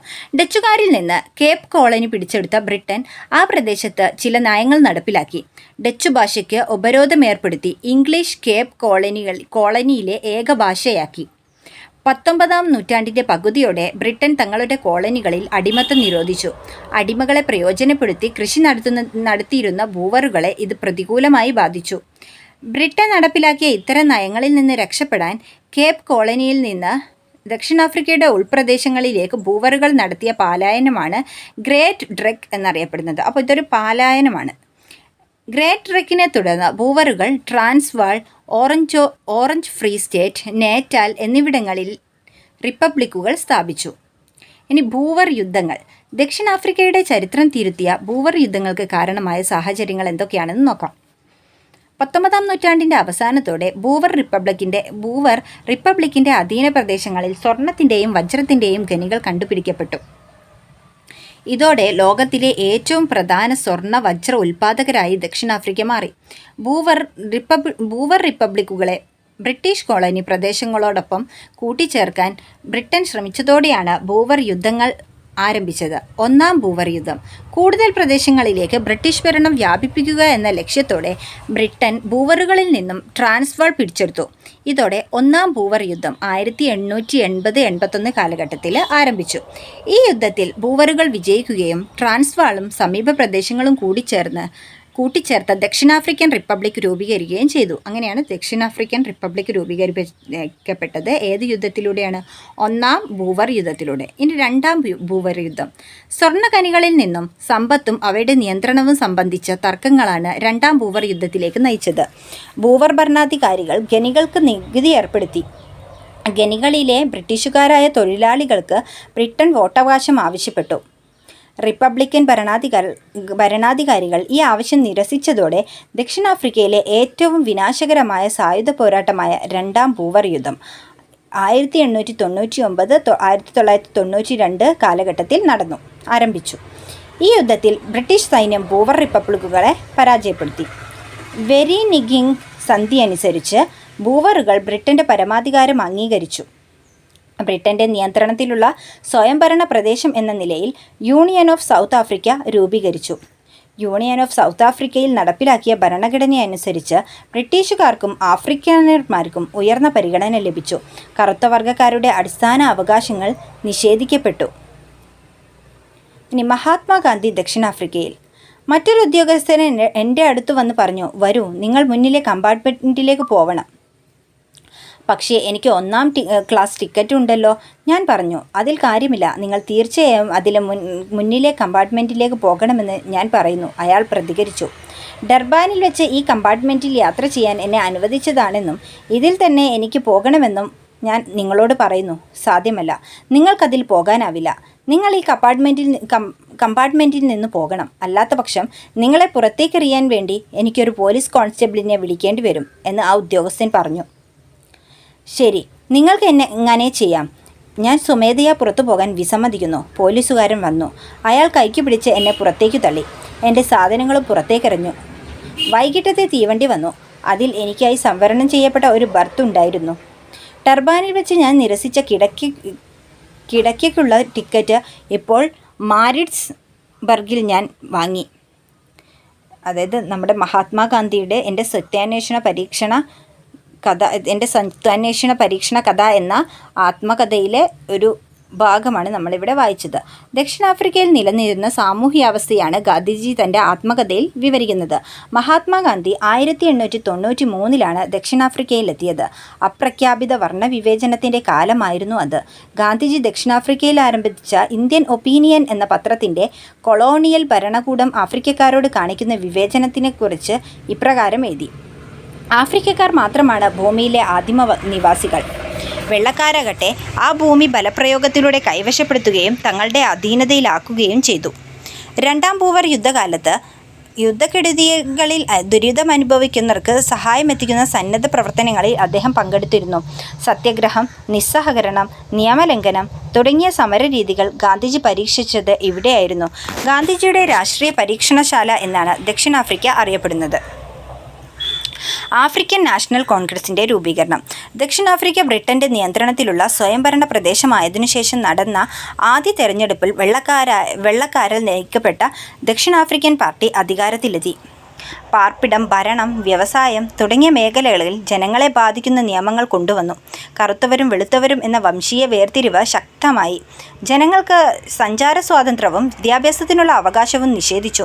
ഈ നയങ്ങളിൽ പ്രതിഷേധിച്ച് ആഫ്രിക്കൻ ജനതയുടെ അവകാശ സംരക്ഷണത്തിനായി രൂപീകരിച്ച south African native national Congress എന്ന സംഘടനയാണ് പിൻകാലത്ത് ആഫ്രിക്കൻ നാഷണൽ കോൺഗ്രസ് എന്നറിയപ്പെടുന്നത്. വിവേചനരഹിത ദക്ഷിണാഫ്രിക്ക പടുത്തുയർത്തുന്നതിന് ആഫ്രിക്കൻ നാഷണൽ കോൺഗ്രസ് നേതാക്കൾ പല സമരമാർഗങ്ങളും ആവിഷ്കരിച്ചു. ദക്ഷിണാഫ്രിക്കയിൽ അധികാരത്തിലിരുന്ന വിവിധ ഗവൺമെൻറ്റുകൾ നടപ്പിലാക്കിയ അടിച്ചമർത്തൽ നിയമങ്ങളും അവയുടെ ഫലങ്ങളും എന്തെല്ലാമാണെന്ന് നോക്കാം. നിയമങ്ങൾ. ഖനി തൊഴിൽ നിയമം. അതിൻ്റെ ഫലങ്ങൾ: വൈദഗ്ധ്യം ആവശ്യമുള്ള തൊഴിലുകൾ വെളുത്ത വർഗ്ഗക്കാർക്ക് മാത്രമായി സംവരണം ചെയ്തു. ഇനി പ്രാദേശിക ഭൂനിയമത്തിലൂടെ ചെയ്തത്: കറുത്തവർക്ക് റിസർവുകൾ എന്ന പേരിൽ നീക്കിവെച്ച പ്രത്യേക പ്രദേശങ്ങളിലല്ലാതെ മറ്റിടങ്ങളിൽ നിന്നും ഭൂമി വാങ്ങാൻ അവകാശമില്ല എന്നതായിരുന്നു ആ നിയമം. ഇനി പ്രാദേശിക നഗരപ്രദേശ നിയമം. കറുത്ത വർഗ്ഗക്കാർക്ക് നഗരങ്ങളിലേക്ക് പ്രവേശിക്കാൻ നിയന്ത്രണം ഏർപ്പെടുത്തി. ഇനി വോട്ടർമാരുടെ പ്രത്യേക പ്രാതിനിധ്യ നിയമം. അതുപ്രകാരം കറുത്ത വർഗ്ഗക്കാരെ പൊതു വോട്ടർ പട്ടികയിൽ നിന്ന് നീക്കം ചെയ്തു. ഇനിയാണ് നെൽസൺ മണ്ടേലയുടെ കുറിച്ച് പറയുന്നത്. നെൽസൺ മണ്ടേല 1918 ജൂലൈ 18 ദക്ഷിണാഫ്രിക്കയിലെ ട്രാൻസ്കി പ്രവിശ്യയിലെ തെമ്പു രാജകുടുംബത്തിലാണ് നെൽസൺ മണ്ടേല ജനിച്ചത്. ജനനദിനം നോക്കണം, 1918 ജൂലൈ 18. റോലിഹ്ലാഹ്ല എന്നായിരുന്നു അദ്ദേഹത്തിൻ്റെ പേര്. പിതാവ് മാഡിബ വംശത്തിലെ തലവനായിരുന്ന ഗാഡ്ല ഹെൻറി മണ്ടേലയും മാതാവ് നോസ്കെനി ഫാനിയുമാണ്. പ്രാഥമിക വിദ്യാഭ്യാസത്തിനു ശേഷം അദ്ദേഹം ദക്ഷിണാഫ്രിക്കൻ ഗോത്രപാരമ്പര്യം, സംസ്കാരം എന്നിവയിൽ പഠനം നടത്തുകയും പിന്നീട് അഭിഭാഷക ബിരുദം നേടുകയും ചെയ്തു. ഇനി അദ്ദേഹത്തിൻ്റെ മറ്റൊരു കോട്ട് നോക്കാം. എൻ്റെ കുടുംബത്തിൽ ആരും ഇതുവരെ സ്കൂളിൽ പോയിട്ടില്ല. സ്കൂളിലെ ആദ്യ ദിവസം എൻ്റെ ടീച്ചർ മിസ് എംഡിഗൻ ഞങ്ങൾക്ക് ഓരോരുത്തർക്കും ഒരു ഇംഗ്ലീഷ് പേര് നൽകി.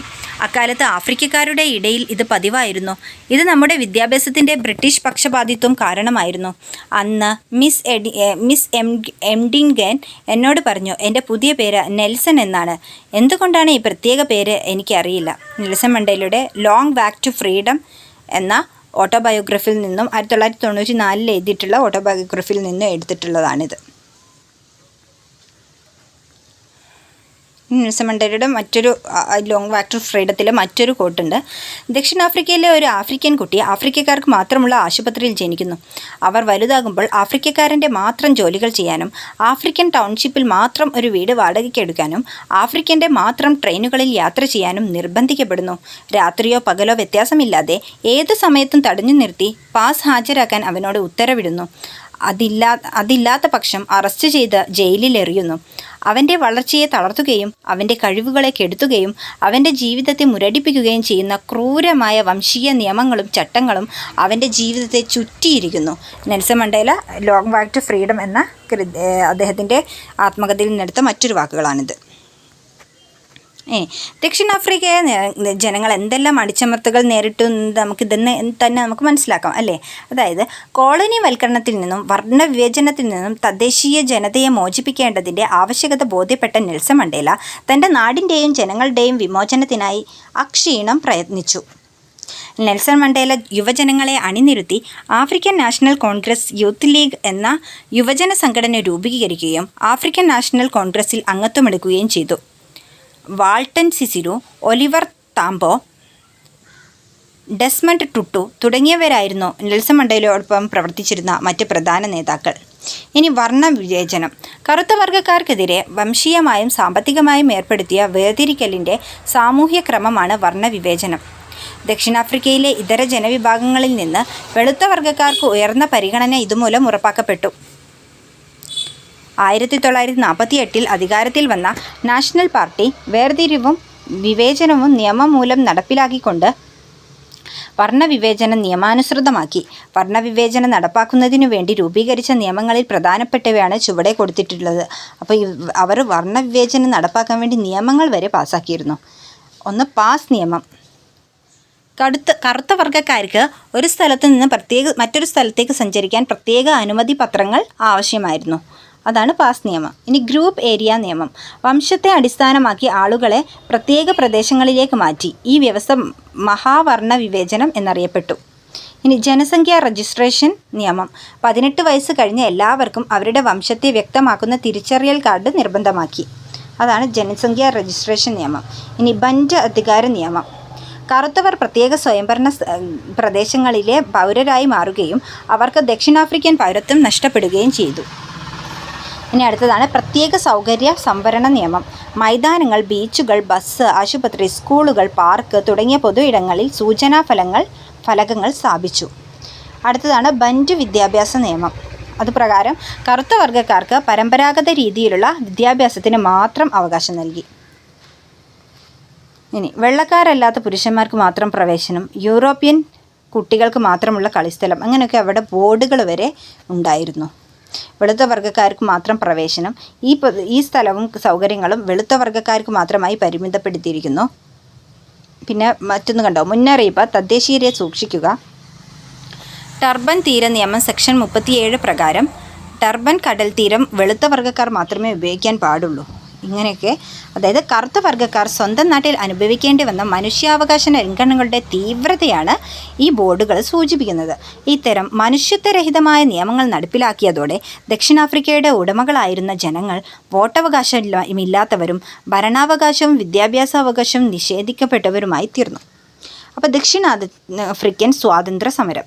കോളനിവൽക്കരണവും വർണ്ണവിവേചനവും ദക്ഷിണാഫ്രിക്കയിലെ ജനജീവിതത്തെ പ്രതികൂലമായി ബാധിച്ചു. ദക്ഷിണാഫ്രിക്കയിലെ കറുത്ത വർഗ്ഗക്കാർ രാഷ്ട്രീയമായും സാമ്പത്തികമായും സാംസ്കാരികമായും തകർച്ച നേരിട്ടു. ദേശീയ സമ്പദ്വ്യവസ്ഥ ദ്രുതഗതിയിൽ വളർന്നെങ്കിലും തദ്ദേശീയ ജനത അടിസ്ഥാന ആവശ്യങ്ങൾക്ക് പോലും ബുദ്ധിമുട്ടി. ഇത്തരം വിവേചനങ്ങൾക്കും അടിച്ചമർത്തലുകൾക്കുമെതിരെ ദക്ഷിണാഫ്രിക്കൻ ജനത നടത്തിയ പ്രധാന സമരങ്ങൾ ഏതെല്ലാമാണെന്ന് നോക്കാം. നെൽസൺ മണ്ടേലയുടെ നേതൃത്വത്തിൽ ആഫ്രിക്കൻ നാഷണൽ കോൺഗ്രസ് കറുത്ത വർഗ്ഗക്കാരുടെ മോചനത്തിനായി രാജ്യവ്യാപക പ്രക്ഷോഭങ്ങൾ ആരംഭിച്ചു. ആദ്യകാല പ്രക്ഷോഭങ്ങൾ തികച്ചും സമാധാനപരമായ നിയമലംഘന സമരങ്ങളായിരുന്നു. ദക്ഷിണാഫ്രിക്കൻ ഇന്ത്യൻ കോൺഗ്രസിൻ്റെയും ആഫ്രിക്കൻ നാഷണൽ കോൺഗ്രസിൻ്റെയും ആഹ്വാനമനുസരിച്ച് ഫാക്ടറി തൊഴിലാളികൾ, ഓഫീസ് ജീവനക്കാർ, അധ്യാപകർ, വിദ്യാർത്ഥികൾ തുടങ്ങി വിവിധ വിഭാഗം ജനങ്ങൾ സമരങ്ങളിൽ ഒത്തുചേർന്നു. പാസ് നിയമങ്ങൾ, നിരോധനാജ്ഞ എന്നിവയെ ചോദ്യം ചെയ്ത പ്രതിഷേധക്കാരെ അറസ്റ്റ് ചെയ്ത് തടവിലാക്കി. 1956 രാജ്യദ്രോഹ കുറ്റം ചുമത്തി നെൽസൺ മണ്ടേലയെ വീണ്ടും അറസ്റ്റ് ചെയ്തു. നീണ്ടകാലത്തെ വിചാരണയ്ക്ക് ശേഷം അദ്ദേഹം കുറ്റവിമുക്തനായി. ഇനി ആഫ്രിക്കൻ വർഷം. ആഫ്രിക്കൻ രാജ്യങ്ങളുടെ സ്വാതന്ത്ര്യസമര ചരിത്രത്തിൽ വളരെ പ്രാധാന്യമർഹിക്കുന്ന വർഷമാണ് 1960. 17 ആഫ്രിക്കൻ രാജ്യങ്ങൾക്ക് സ്വാതന്ത്ര്യം ലഭിച്ച ഈ വർഷത്തിന് ദക്ഷിണാഫ്രിക്കയുടെ ചരിത്രത്തിലും വളരെ പ്രാധാന്യമുണ്ട്. പാസ് നിയമങ്ങൾക്കെതിരെ ഷാർപ്പവിൽ എന്ന സ്ഥലത്ത് സമരം ചെയ്ത ആൾക്കാരെ കൂട്ടക്കൊല ചെയ്തും ദക്ഷിണാഫ്രിക്കൻ ഗവൺമെൻറ്റിനെതിരായ സായുധ കലാപം ആരംഭിച്ചതും 1960-ലാണ്. ഇനി റോബൻ ദ്വീപ്. ഇന്ത്യൻ സ്വാതന്ത്ര്യസമര ചരിത്രത്തിൽ ആൻഡമാൻ ദ്വീപിലെ സെല്ലുലാർ ജയിൽ, അതായത് കാലാപാനി ജയിലിൻ്റെ പ്രാധാന്യമാണ് ദക്ഷിണാഫ്രിക്കൻ ചരിത്രത്തിൽ റോബൻ ദ്വീപിനുള്ളത്. അറസ്റ്റിലാകുന്ന ആഫ്രിക്കൻ ജനനേതാക്കളെ നാടുകടത്താനായി ഉപയോഗിച്ചിരുന്ന ദ്വീപാണിത്. 18 വർഷം നെൽസൺ മണ്ടേല തടവിൽ കഴിഞ്ഞത് ഇവിടെയാണ്. ഏത് ദ്വീപിലാണ്? റോബൻ ദ്വീപിലാണ്. വോട്ടവകാശം, വർണ്ണവിവേചനം ഇല്ലാത്ത ഭരണഘടന, പാസ് നിയമങ്ങൾ പിൻവലിക്കൽ എന്നീ ആവശ്യങ്ങൾ ഉന്നയിച്ച് വീട്ടിലിരുപ്പ് എന്ന പുതിയ സമരരീതി സംഘടിപ്പിക്കപ്പെട്ടു. അതായത് സ്റ്റേ അറ്റ് ഹോം പദ്ധതി. ആഫ്രിക്കൻ നാഷണൽ കോൺഗ്രസും ദക്ഷിണാഫ്രിക്കൻ ഇന്ത്യൻ കോൺഗ്രസുമാണ് ഈ സമരത്തിന് നേതൃത്വം നൽകിയത്. ദേശീയരും ഇന്ത്യക്കാരുമായ തൊഴിലാളികൾ ഈ സമരത്തിൽ പങ്കെടുത്തു. രാജ്യത്തെ ഫാക്ടറികൾ, തുണിമില്ലുകൾ, വിദ്യാലയങ്ങൾ ഇവയെല്ലാം അടഞ്ഞുകിടന്നു. ഈ പണിമുടക്ക് വർണ്ണവിവേചന വിരുദ്ധ പ്രസ്ഥാനത്തിൻ്റെ ഐക്യവും ശക്തിയും വെളിപ്പെടുത്തി. ദക്ഷിണാഫ്രിക്കൻ സ്വാതന്ത്ര്യ സമര ചരിത്രത്തിലെ സുപ്രധാന സമരമായിരുന്നു വീട്ടിലിരുപ്പ് സമരം. സമാധാനപരമായ സമരങ്ങൾക്ക് ഫലം കാണാത്തതിനെ തുടർന്ന് നെൽസൺ മണ്ടേല സായുധ കലാപങ്ങൾക്ക് ആഹ്വാനം ചെയ്തു. 1964 അട്ടിമറി, രാജ്യദ്രോഹം, ഗൂഢാലോചന എന്നീ കുറ്റങ്ങൾ ആരോപിച്ച് നെൽസൺ മണ്ടേലയ്ക്ക് ജീവപര്യന്തം തടവ് ശിക്ഷ വിധിച്ചു. റോബൻ ദ്വീപിലും പോൾസ്മോർ ജയിലിലുമായി തുടർച്ചയായി 26 വർഷം കഠിനമായ ജയിൽ ശിക്ഷ അനുഭവിക്കേണ്ടി വന്നു. ലോകരാഷ്ട്രങ്ങൾ ദക്ഷിണാഫ്രിക്കയ്ക്കെതിരെ ഉപരോധം ഏർപ്പെടുത്തി. ഐക്യരാഷ്ട്ര സംഘടന മനുഷ്യത്വത്തിനെതിരെയുള്ള കുറ്റമാണ് വർണ്ണവിവേചനം എന്ന പ്രമേയം പാസാക്കി. ഇതോടെ നാട്ടിലാകെ കലാപങ്ങൾ പടർന്നു. ജനങ്ങളുടെ പ്രതിഷേധം അടിച്ചമർത്താൻ ഗവൺമെൻറ് 1984 അടിയന്തരാവസ്ഥ പ്രഖ്യാപിച്ചു. തുടർന്നുണ്ടായ സംഘർഷങ്ങളിൽ ധാരാളം കറുത്ത വർഗ്ഗക്കാർ കൊല്ലപ്പെട്ടു. പ്രക്ഷോഭങ്ങൾ അനിയന്ത്രിതമായപ്പോൾ വർണ്ണവിവേചനം നിർത്തലാക്കാനുള്ള നടപടികൾ ആരംഭിച്ചു. രാഷ്ട്രീയ തടവുകാരെ വിട്ടയക്കുകയും രാഷ്ട്രീയ പാർട്ടികൾക്കുണ്ടായിരുന്ന നിരോധനം നീക്കുകയും ചെയ്തു. 1990 ഫെബ്രുവരി 11 നെൽസൺ മണ്ടേല ജയിൽ മോചിതനായി. 1991 വർണ്ണവിവേചനം പിൻവലിക്കപ്പെട്ടു. 1994 നടന്ന ആദ്യത്തെ ജനകീയ തെരഞ്ഞെടുപ്പിൽ ആഫ്രിക്കൻ നാഷണൽ കോൺഗ്രസ് ഭൂരിപക്ഷം നേടുകയും നെൽസൺ മണ്ടേലയെ സ്വതന്ത്ര ജനാധിപത്യ ദക്ഷിണാഫ്രിക്കയുടെ ആദ്യത്തെ കറുത്ത വർഗ്ഗക്കാരനായ പ്രസിഡന്റായി തെരഞ്ഞെടുക്കുകയും ചെയ്തു. പ്രസിഡന്റായി സ്ഥാനമേറ്റ നെൽസൺ മണ്ടേല നടത്തിയ പ്രസംഗം, അതിലെ ചില വാക്കുകൾ നോക്കാം. ഞങ്ങൾ ദക്ഷിണാഫ്രിക്കയിലെ ജനങ്ങൾ നമ്മുടെ രാജ്യത്തിനും ലോകത്തിനും അറിയാൻ പ്രഖ്യാപിക്കുന്നു. ദക്ഷിണാഫ്രിക്ക ഈ രാജ്യത്ത് വസിക്കുന്ന കറുപ്പും വെളുപ്പുമുള്ള എല്ലാവർക്കും അവകാശപ്പെട്ടതാണ്. ഇവിടെ ജനങ്ങളുടെ ഇച്ഛയെ അടിസ്ഥാനമാക്കിയുള്ളതല്ലാതെ ഒരു ഗവൺമെൻറ്റിനും ന്യായമായി അധികാരം അവകാശപ്പെടാനാവില്ല. 1994 സ്വാതന്ത്ര്യ ചാർട്ടറിൻ്റെ പ്രാരംഭ വാക്കുകളാണിത്. ഈ പ്രസംഗത്തിലൂടെ ആഫ്രിക്കക്കാർ ഒറ്റ ജനതയായി നിൽക്കേണ്ടതിൻ്റെ പ്രാധാന്യം നെൽസൺ മണ്ടേല ഓർമ്മിപ്പിച്ചു. ഒരേ പ്രദേശത്ത് വ്യത്യസ്ത വംശങ്ങൾ ഒരുമിച്ച് ജീവിക്കുന്ന വർത്തമാനകാലത്ത് നെൽസൺ മണ്ടേല ഉയർത്തിപ്പിടിച്ച സഹവർത്തിത്വ നിലപാട് ലോകരാഷ്ട്രങ്ങൾക്കെല്ലാം മാതൃകയാണ്. അപ്പോൾ ഇത്രയുമാണ് ഈ ചാപ്റ്റർ വരുന്നത്. ഇനി 12ാമത്തെ ചാപ്റ്റർ, ചരിത്രത്തിൻ്റെ ആധാരശിലകൾ.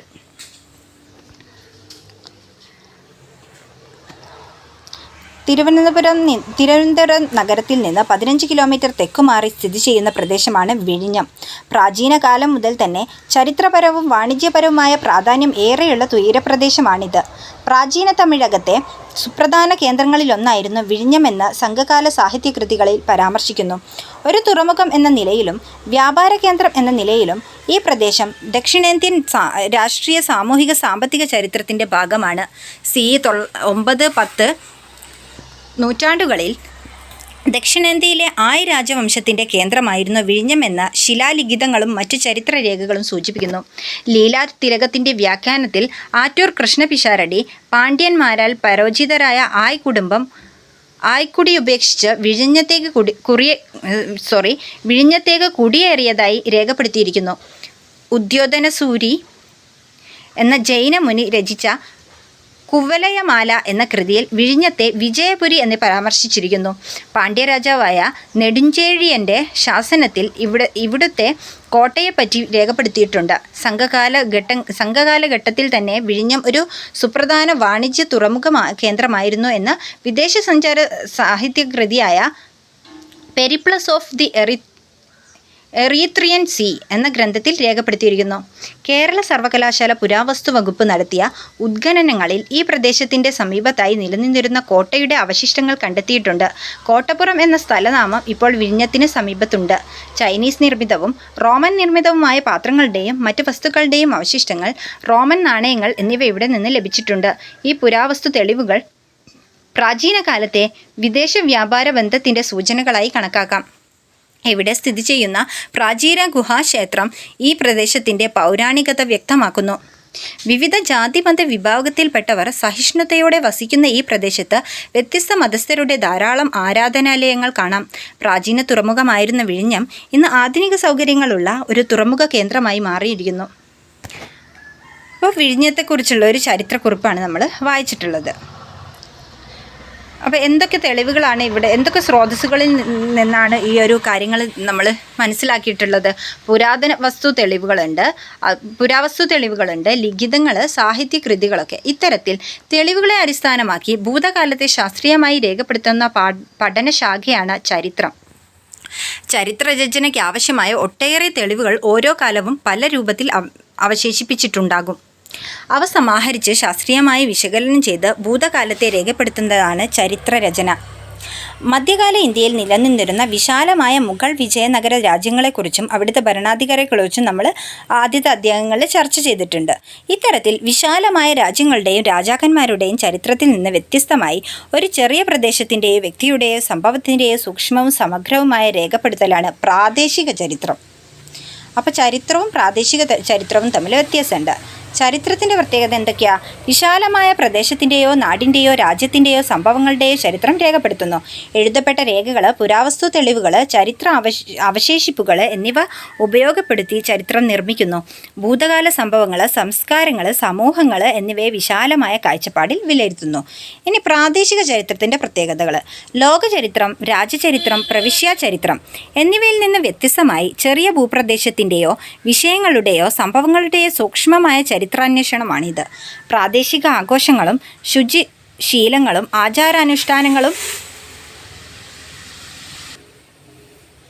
ആചാരാനുഷ്ഠാനങ്ങളും വാമൊഴി വഴക്കങ്ങളും ചരിത്രരചനയുടെ ഭാഗമാകുന്നു. ചരിത്രത്തെ ജനാധിപത്യവൽക്കരിച്ച് മുഖ്യധാരാ ചരിത്രത്തിൽ ഇടം കിട്ടാതെ പോയ പ്രദേശങ്ങൾക്കും ജനവിഭാഗങ്ങൾക്കും സംഭവങ്ങൾക്കും അർഹമായ പ്രാതിനിധ്യം നൽകുന്നു എന്നുള്ളതും ഈ പ്രാദേശിക ചരിത്രത്തിൻ്റെ പ്രത്യേകതകളാണ്. ഇനി ചരിത്ര സ്രോതസ്സുകൾ എന്താണെന്ന് നോക്കാം. വിവിധങ്ങളായ തെളിവുകളുടെ അടിസ്ഥാനപ്പെടുത്തിയാണ് ചരിത്രരചന നിർവഹിക്കുന്നത്. ചരിത്രത്തെക്കുറിച്ച് നമുക്ക് വിവരം നൽകുന്ന എന്തിനേയും ചരിത്രരചനയ്ക്കുള്ള സ്രോതസ്സുകളെന്ന് വിളിക്കാം. നിശ്ചിത കാലഘട്ടവുമായി ബന്ധപ്പെട്ടതും ഉപയുക്തമായ വിവരങ്ങൾ നമുക്ക് നൽകുന്നതുമായ ഏതൊരു വസ്തുവും ഒരു ചരിത്ര സ്രോതസ്സാണ്. ചരിത്രരചനയ്ക്ക് പ്രയോജനകരമായ പ്രധാന സ്രോതസ്സുകൾ ഏതൊക്കെയാണെന്ന് നോക്കാം.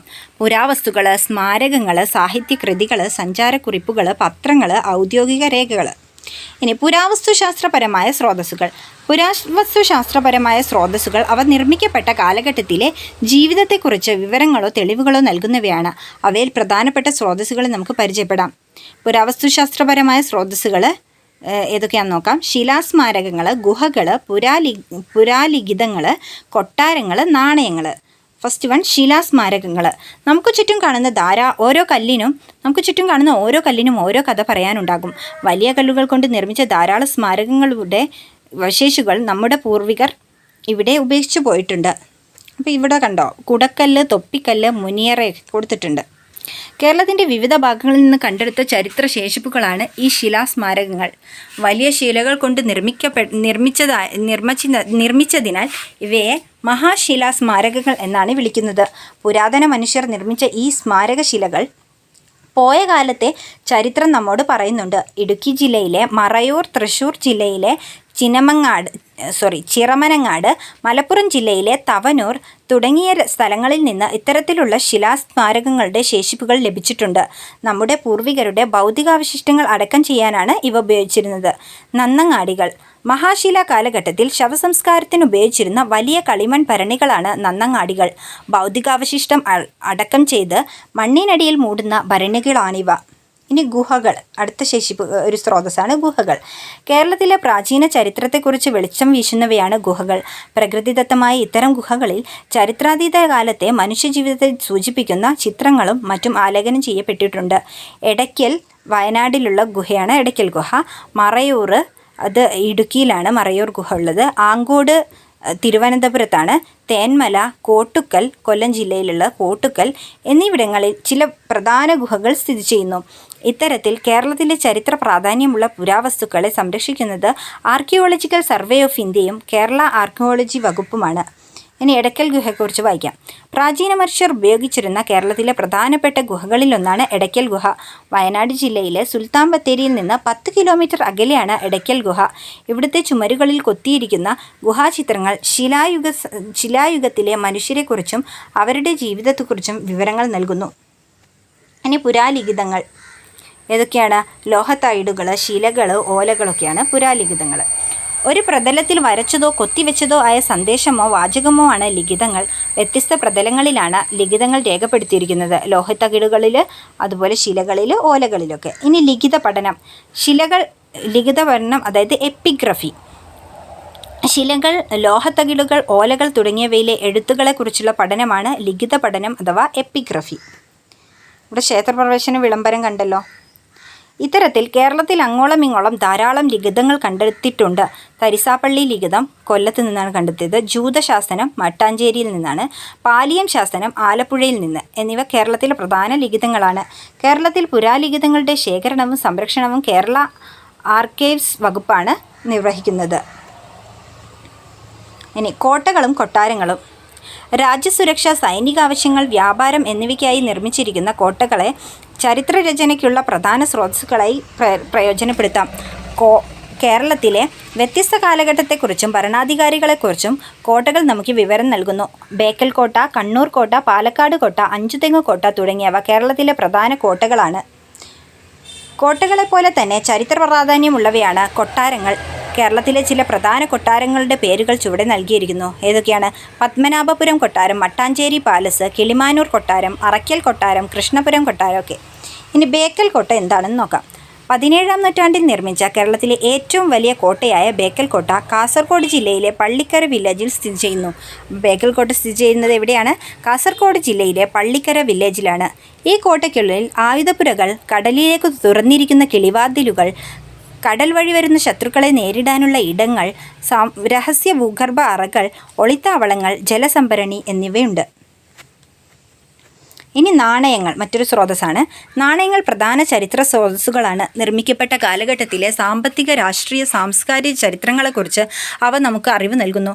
നാണയങ്ങളെക്കുറിച്ചുള്ള പഠനത്തിന് നാണയശാസ്ത്രം അതായത് ന്യൂമിസ്മാറ്റിക്സ് എന്നാണ് പറയുന്നത്. കേരളത്തിൻ്റെ വിവിധ ഭാഗങ്ങളിൽ നിന്ന് ലഭിച്ച നാണയങ്ങളുടെ ചിത്രങ്ങളാണ് ചുവടെ കാണുന്ന കാശ്, അച്ച്, പണം ചുവടെ കാണുന്നത്. ഓക്കെ, അതൊന്ന് ജസ്റ്റ് ഒന്ന് നോക്കാം. ഇത് കണ്ടോ, പല നാണയങ്ങൾ കണ്ടു. ഇനി കാശ്, അച്ച്, പണം, അനന്തരായൻ പണം, സുൽത്താൻ കാശ് തുടങ്ങിയ പേരുകളിൽ അവ അറിയപ്പെടുന്നു.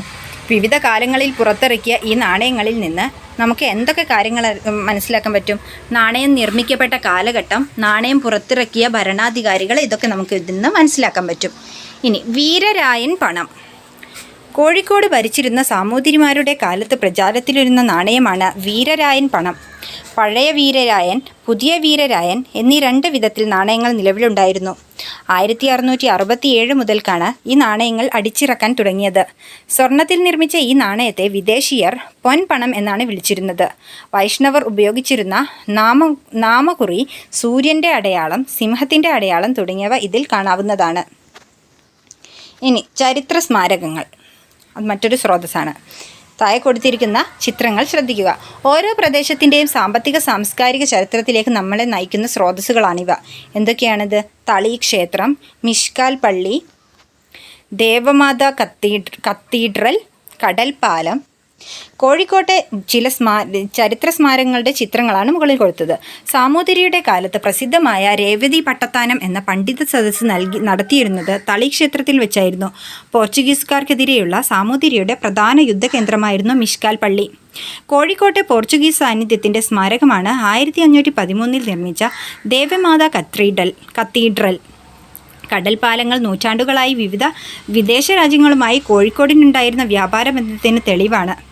ഇങ്ങനെ കേരളത്തിലുടനീളം ധാരാളം സ്മാരകങ്ങൾ കാണാം. ഇത്തരം ചരിത്ര സ്മാരകങ്ങൾ ഓരോന്നും പോയ കാലത്തിൻ്റെ ചരിത്രം നമ്മോട് പറയും. ചരിത്ര സ്മാരകങ്ങൾ എന്തൊക്കെയാണ്? കരുമാടിക്കുട്ടൻ സ്മാരകം, പുനലൂർ തൂക്കുപാലം, സിനഗോഗ്, വാഗൺ ട്രാജഡി സ്മാരകം, ചന്ദ്രഗിരി കോട്ട, അതൊക്കെ ഉണ്ട്. ഇനി സാഹിത്യ സ്രോതസ്സുകൾ. ലഭ്യമായ ചരിത്രരചനാ സ്രോതസ്സുകളിൽ പ്രധാനപ്പെട്ട ഒന്നാണ് സാഹിത്യ സ്രോതസ്സുകൾ. വ്യത്യസ്ത പ്രമേയമുള്ള നിരവധി സാഹിത്യകൃതികൾ ചരിത്രത്തിൻ്റെ പുനർനിർമ്മാണത്തിൽ നമ്മെ സഹായിക്കുന്നവയാണ്. കടൽമകളായ കന്യക ഈ നഗരത്തിൽ വാസമുറപ്പിച്ചുകൊണ്ടാണത്രേ കടലമ്മ ദ്വീപാന്തരങ്ങളിൽ നിന്ന് രത്നങ്ങളൊക്കെ ചുമന്നുകൊണ്ടുവരുന്ന കപ്പലുകളെ തിരമാലകൾ കൊണ്ട് തട്ടിത്തട്ടി കോഴിക്കോട്ട് എത്തിച്ചിരുന്നത്. കോകില സന്ദേശം എന്ന ഒരു കൃതിയിലെ വരികളാണിത്. 15-ാം നൂറ്റാണ്ടിൽ ഉദ്ദണ്ഡശാസ്ത്രികൾ രചിച്ച കോകില സന്ദേശം എന്ന സംസ്കൃത സന്ദേശ കാവ്യത്തിൽ കോഴിക്കോടിനെക്കുറിച്ച് എഴുതിയ ഒരു ശ്ലോകത്തിൻ്റെ ആശയം വായിച്ചു നോക്കൂ. അതാണിത് പറഞ്ഞിട്ടുള്ളത്. ഇനി സംഘസാഹിത്യ കൃതികൾ. കേരളത്തിൻ്റെ പ്രാചീന ചരിത്രത്തെക്കുറിച്ച് വെളിച്ചം വീശുന്ന സാഹിത്യ സ്രോതസ്സുകളാണ് തമിഴിൽ രചിക്കപ്പെട്ട സംഘസാഹിത്യ കൃതികൾ. പതിറ്റുപത്ത്, പുറനാനൂറ്, അകനാനൂറ്, കുറുംതൊകൈ, നറ്റിനൈ തുടങ്ങിയവ പ്രധാന സംഘസാഹിത്യ കൃതികളാണ്. ഇതുപോലെ വിവിധ ഭാഷകളിലായി വിവിധ കാലഘട്ടങ്ങളിൽ രചിക്കപ്പെട്ട ധാരാളം സാഹിത്യകൃതികൾ നമുക്ക് ലഭ്യമാണ്. ഈ കൃതികൾ രചിക്കപ്പെട്ട കാലത്തിൻ്റെ ചരിത്രം മനസ്സിലാക്കാൻ നമ്മെ സഹായിക്കുന്നു. ഉദാഹരണത്തിന് 12-15 നൂറ്റാണ്ടുകളിൽ രചിക്കപ്പെട്ട മണിപ്രവാള കൃതികൾ ഈ കാലഘട്ടത്തിലെ നാടുവാഴി വ്യവസ്ഥയെക്കുറിച്ചും സംസ്കാരത്തെക്കുറിച്ചും നമുക്ക് വിവരം നൽകുന്നു. മലബാറിൽ നിന്നിരുന്ന വടക്കൻ പാട്ടുകൾ മധ്യകാല ചരിത്രത്തിലെ സാധാരണ മനുഷ്യരുടെ ജീവിതത്തിലേക്ക് വെളിച്ചം വീശുന്നു. 19-ാം നൂറ്റാണ്ടിൽ ചന്തുമേനോൻ രചിച്ച ഇന്ദുലേഖ മലബാറിലെ സാമൂഹ്യ ചരിത്രത്തെക്കുറിച്ച് മനസ്സിലാക്കാൻ സഹായിക്കുന്നു. ഇനി അടുത്തതാണ് സഞ്ചാരക്കുറിപ്പുകൾ. ഒരു സഞ്ചാരക്കുറിപ്പ് വായിക്കാം. ലോകത്തിൻ്റെ എല്ലാ കോണുകളിൽ നിന്നും കച്ചവട കപ്പലുകൾ ഏറ്റവും വിശിഷ്ടങ്ങളായ സാധനങ്ങളുമായി ഇവിടെ വരികയും എളുപ്പത്തിൽ അവ വിറ്റഴിക്കുകയും ചെയ്തിരുന്നു. നഗരത്തിലെ രക്ഷാ നടപടികളും നീതിപാലനവും ഏറ്റവും കാര്യക്ഷമമായി നടത്തിവരുന്നു.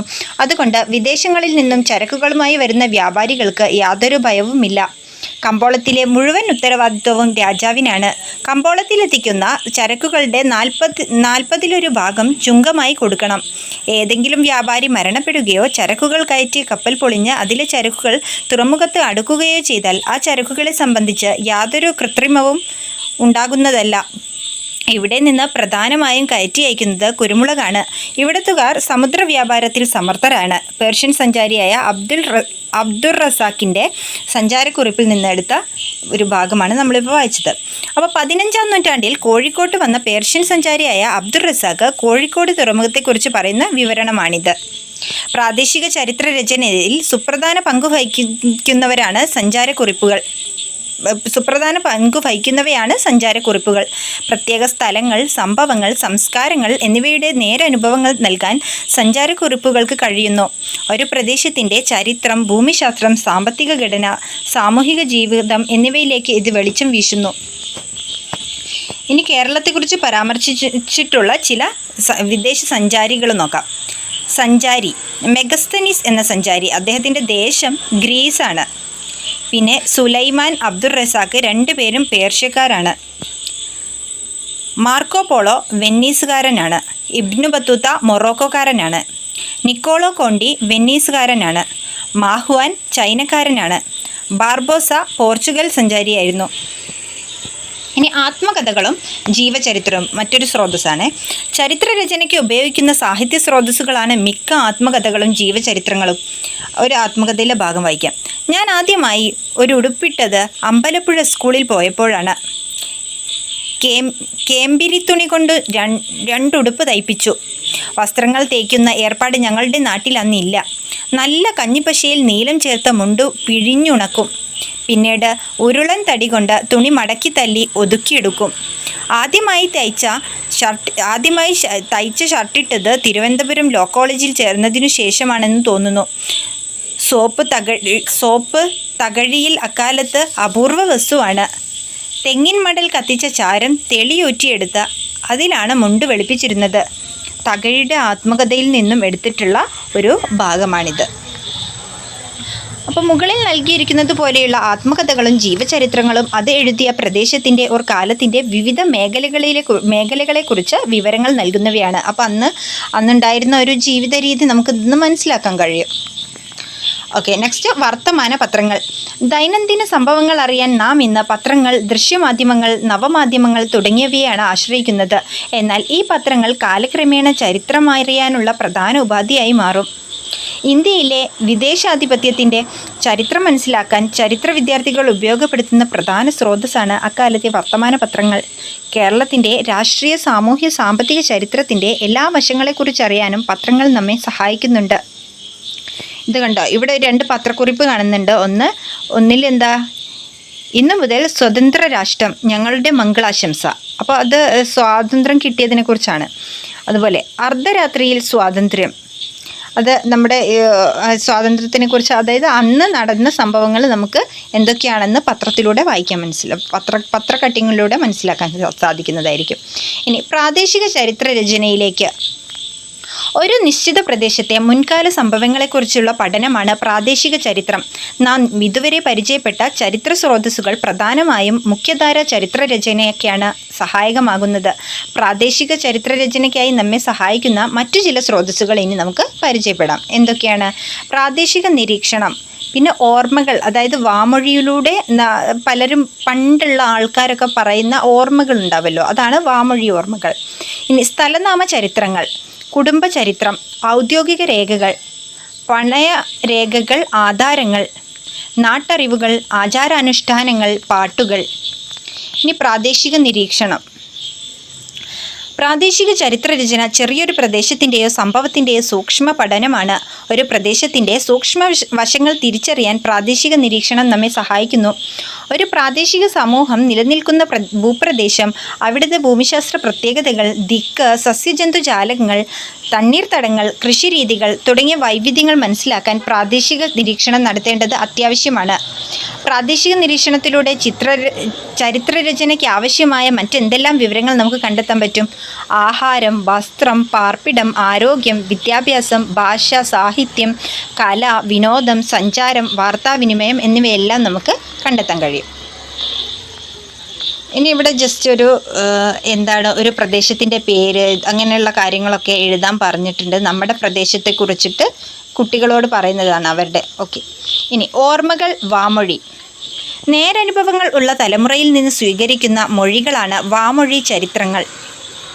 പ്രാദേശിക ചരിത്രരചന നടത്താൻ തിരഞ്ഞെടുക്കുന്ന സ്ഥലത്തെ മുതിർന്ന ആളുകളുടെ ഓർമ്മകൾ ശേഖരിക്കുക ഏറെ പ്രധാനമാണ്. ഒരു പ്രദേശവുമായി ബന്ധപ്പെട്ട സ്ഥാപനങ്ങൾ, ഗതാഗത മാർഗങ്ങൾ, വസ്ത്രധാരണ രീതി, രുചിശീലങ്ങൾ തുടങ്ങി ചരിത്രരചനയ്ക്ക് ആവശ്യമായ വിവരങ്ങൾ ശേഖരിക്കാൻ വാമൊഴി വിവരണങ്ങൾ അനിവാര്യമാണ്. ഇവയെക്കുറിച്ചുള്ള വ്യക്തികളുടെ ഓർമ്മകൾ ചരിത്രത്തെ പുനർനിർമ്മിക്കാൻ നമ്മെ സഹായിക്കും. സമൂഹത്തിൽ നിലനിന്നിരുന്ന സമ്പ്രദായങ്ങളും പിൽക്കാലത്തുണ്ടായ മാറ്റങ്ങളും വിശകലനം ചെയ്യാൻ ഈ ഓർമ്മകൾ സഹായിക്കുന്നു.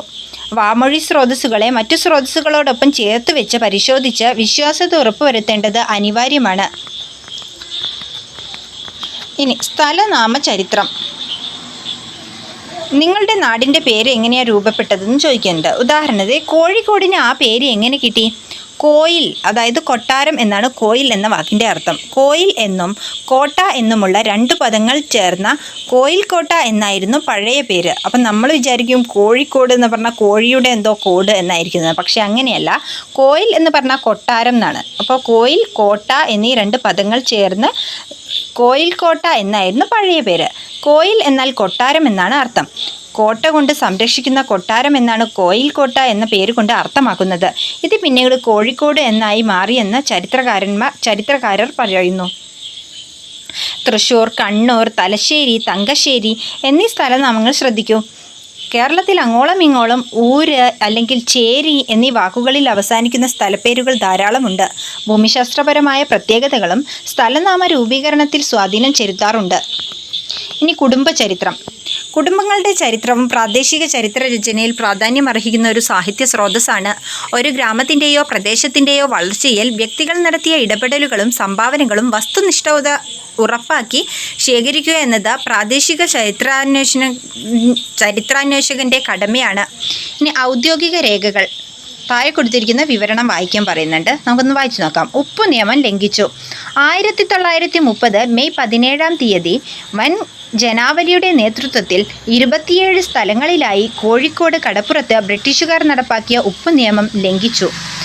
കോഴിക്കോട്ടെ ഗുജറാത്തി നിവാസികൾ താൽപ്പര്യത്തോടെ ഈ പ്രവർത്തനങ്ങളിൽ പങ്കാളികളായിരുന്നു. തിരുവിതാംകൂറിൽ നിന്നും വന്ന സത്യഗ്രഹ വളണ്ടിയർമാരും കൂടെ ചേർന്നു.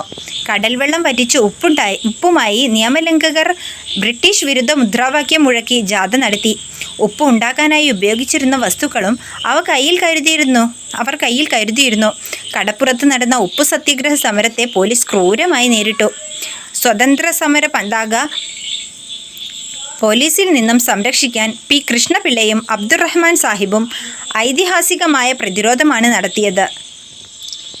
അപ്പോൾ തമിഴ്നാട് പുരാരേഖ സമുച്ചയത്തിൽ സൂക്ഷിച്ചിട്ടുള്ള ഈ രേഖ കേരളത്തിൻ്റെ സ്വാതന്ത്ര്യ സമരത്തിലേക്ക് വെളിച്ചം വീശുന്നു.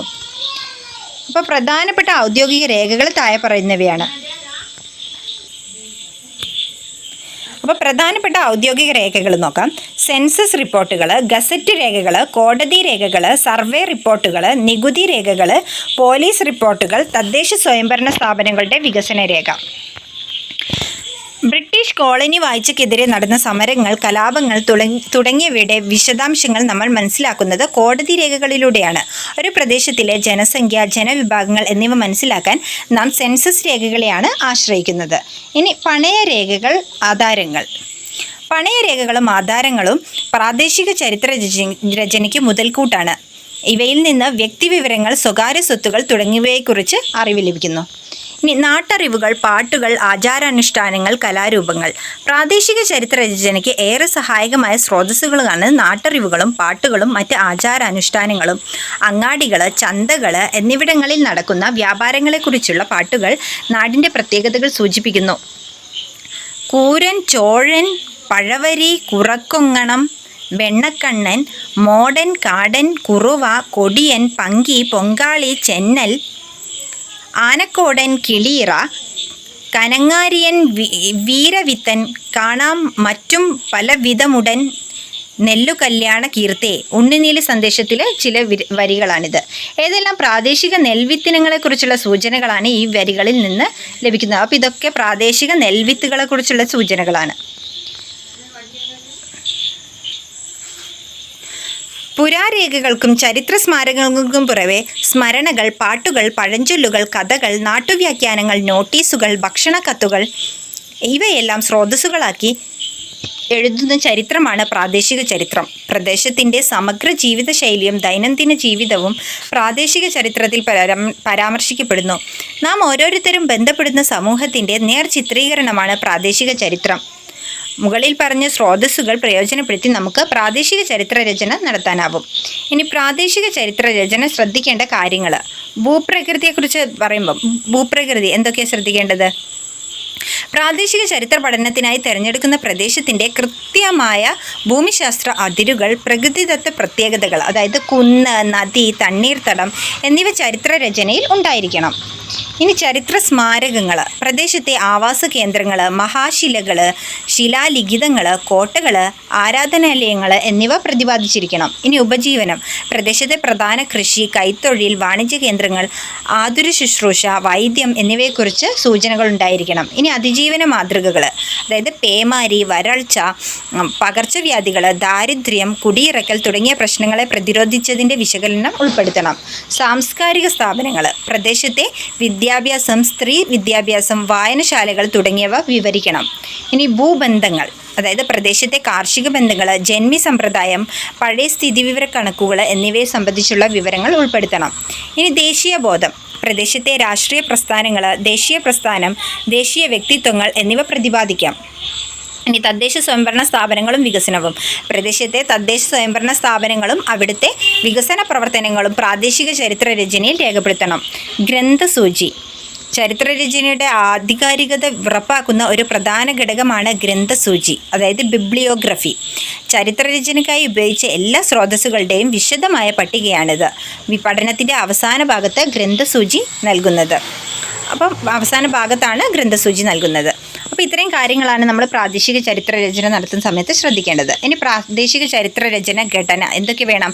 തലക്കെട്ട്, ഉള്ളടക്കം ഓർ കുട്ടിയുടെ പ്രസ്താവന വേണം, സാക്ഷ്യപത്രം വേണം, നന്ദി പ്രസ്താവന, ആമുഖം, അധ്യായങ്ങൾ, ഉപസംഹാരം, പരാമർശങ്ങൾ, അനുബന്ധങ്ങൾ, ഗ്രന്ഥസൂചി. അപ്പോൾ ഇതൊക്കെ ഒരു കുട്ടികളോട് തയ്യാറാക്കുന്ന രീതി പറയുന്നതാണ്. ഓക്കെ. അപ്പോൾ പ്രാദേശിക ചരിത്ര രചന സംസ്കാരങ്ങളുടെ വീണ്ടെടുക്കലിന് നമ്മെ സഹായിക്കുന്നു. ജീവിതത്തിൽ നിരന്തരം സംഭവിക്കുന്ന മാറ്റങ്ങൾ കണ്ടെത്തുക, ഭാവിയിലേക്കുള്ള വഴികൾ രൂപപ്പെടുത്തുക, വരും തലമുറകൾക്ക് നാടിൻ്റെ ചരിത്രം പകർന്നു കൊടുക്കുക തുടങ്ങിയവ പ്രാദേശിക ചരിത്ര രചനയുടെ ലക്ഷ്യങ്ങളിൽ പെടുന്നവയാണ്. ഓക്കെ. അപ്പോൾ ഇത്രയും കാര്യങ്ങളാണ് ലാസ്റ്റ് ചാപ്റ്ററിൽ വരുന്നത്. അപ്പം നമ്മൾ 7th സ്റ്റാൻഡേർഡിലെ പാർട്ട് 2 സോഷ്യൽ സയൻസ് പാർട്ട് 2 ഇവിടെ കംപ്ലീറ്റ് ചെയ്തു. നിങ്ങൾക്ക് എൻ്റെ ക്ലാസ് ഇഷ്ടമായിട്ടുണ്ടെങ്കിൽ എല്ലാവരും ലൈക്ക് ചെയ്യുക, ഷെയർ ചെയ്യുക, അതുപോലെ നമ്മുടെ ചാനലൊന്ന് സബ്സ്ക്രൈബ് ചെയ്ത് സപ്പോർട്ട് ചെയ്യുക. Thank you.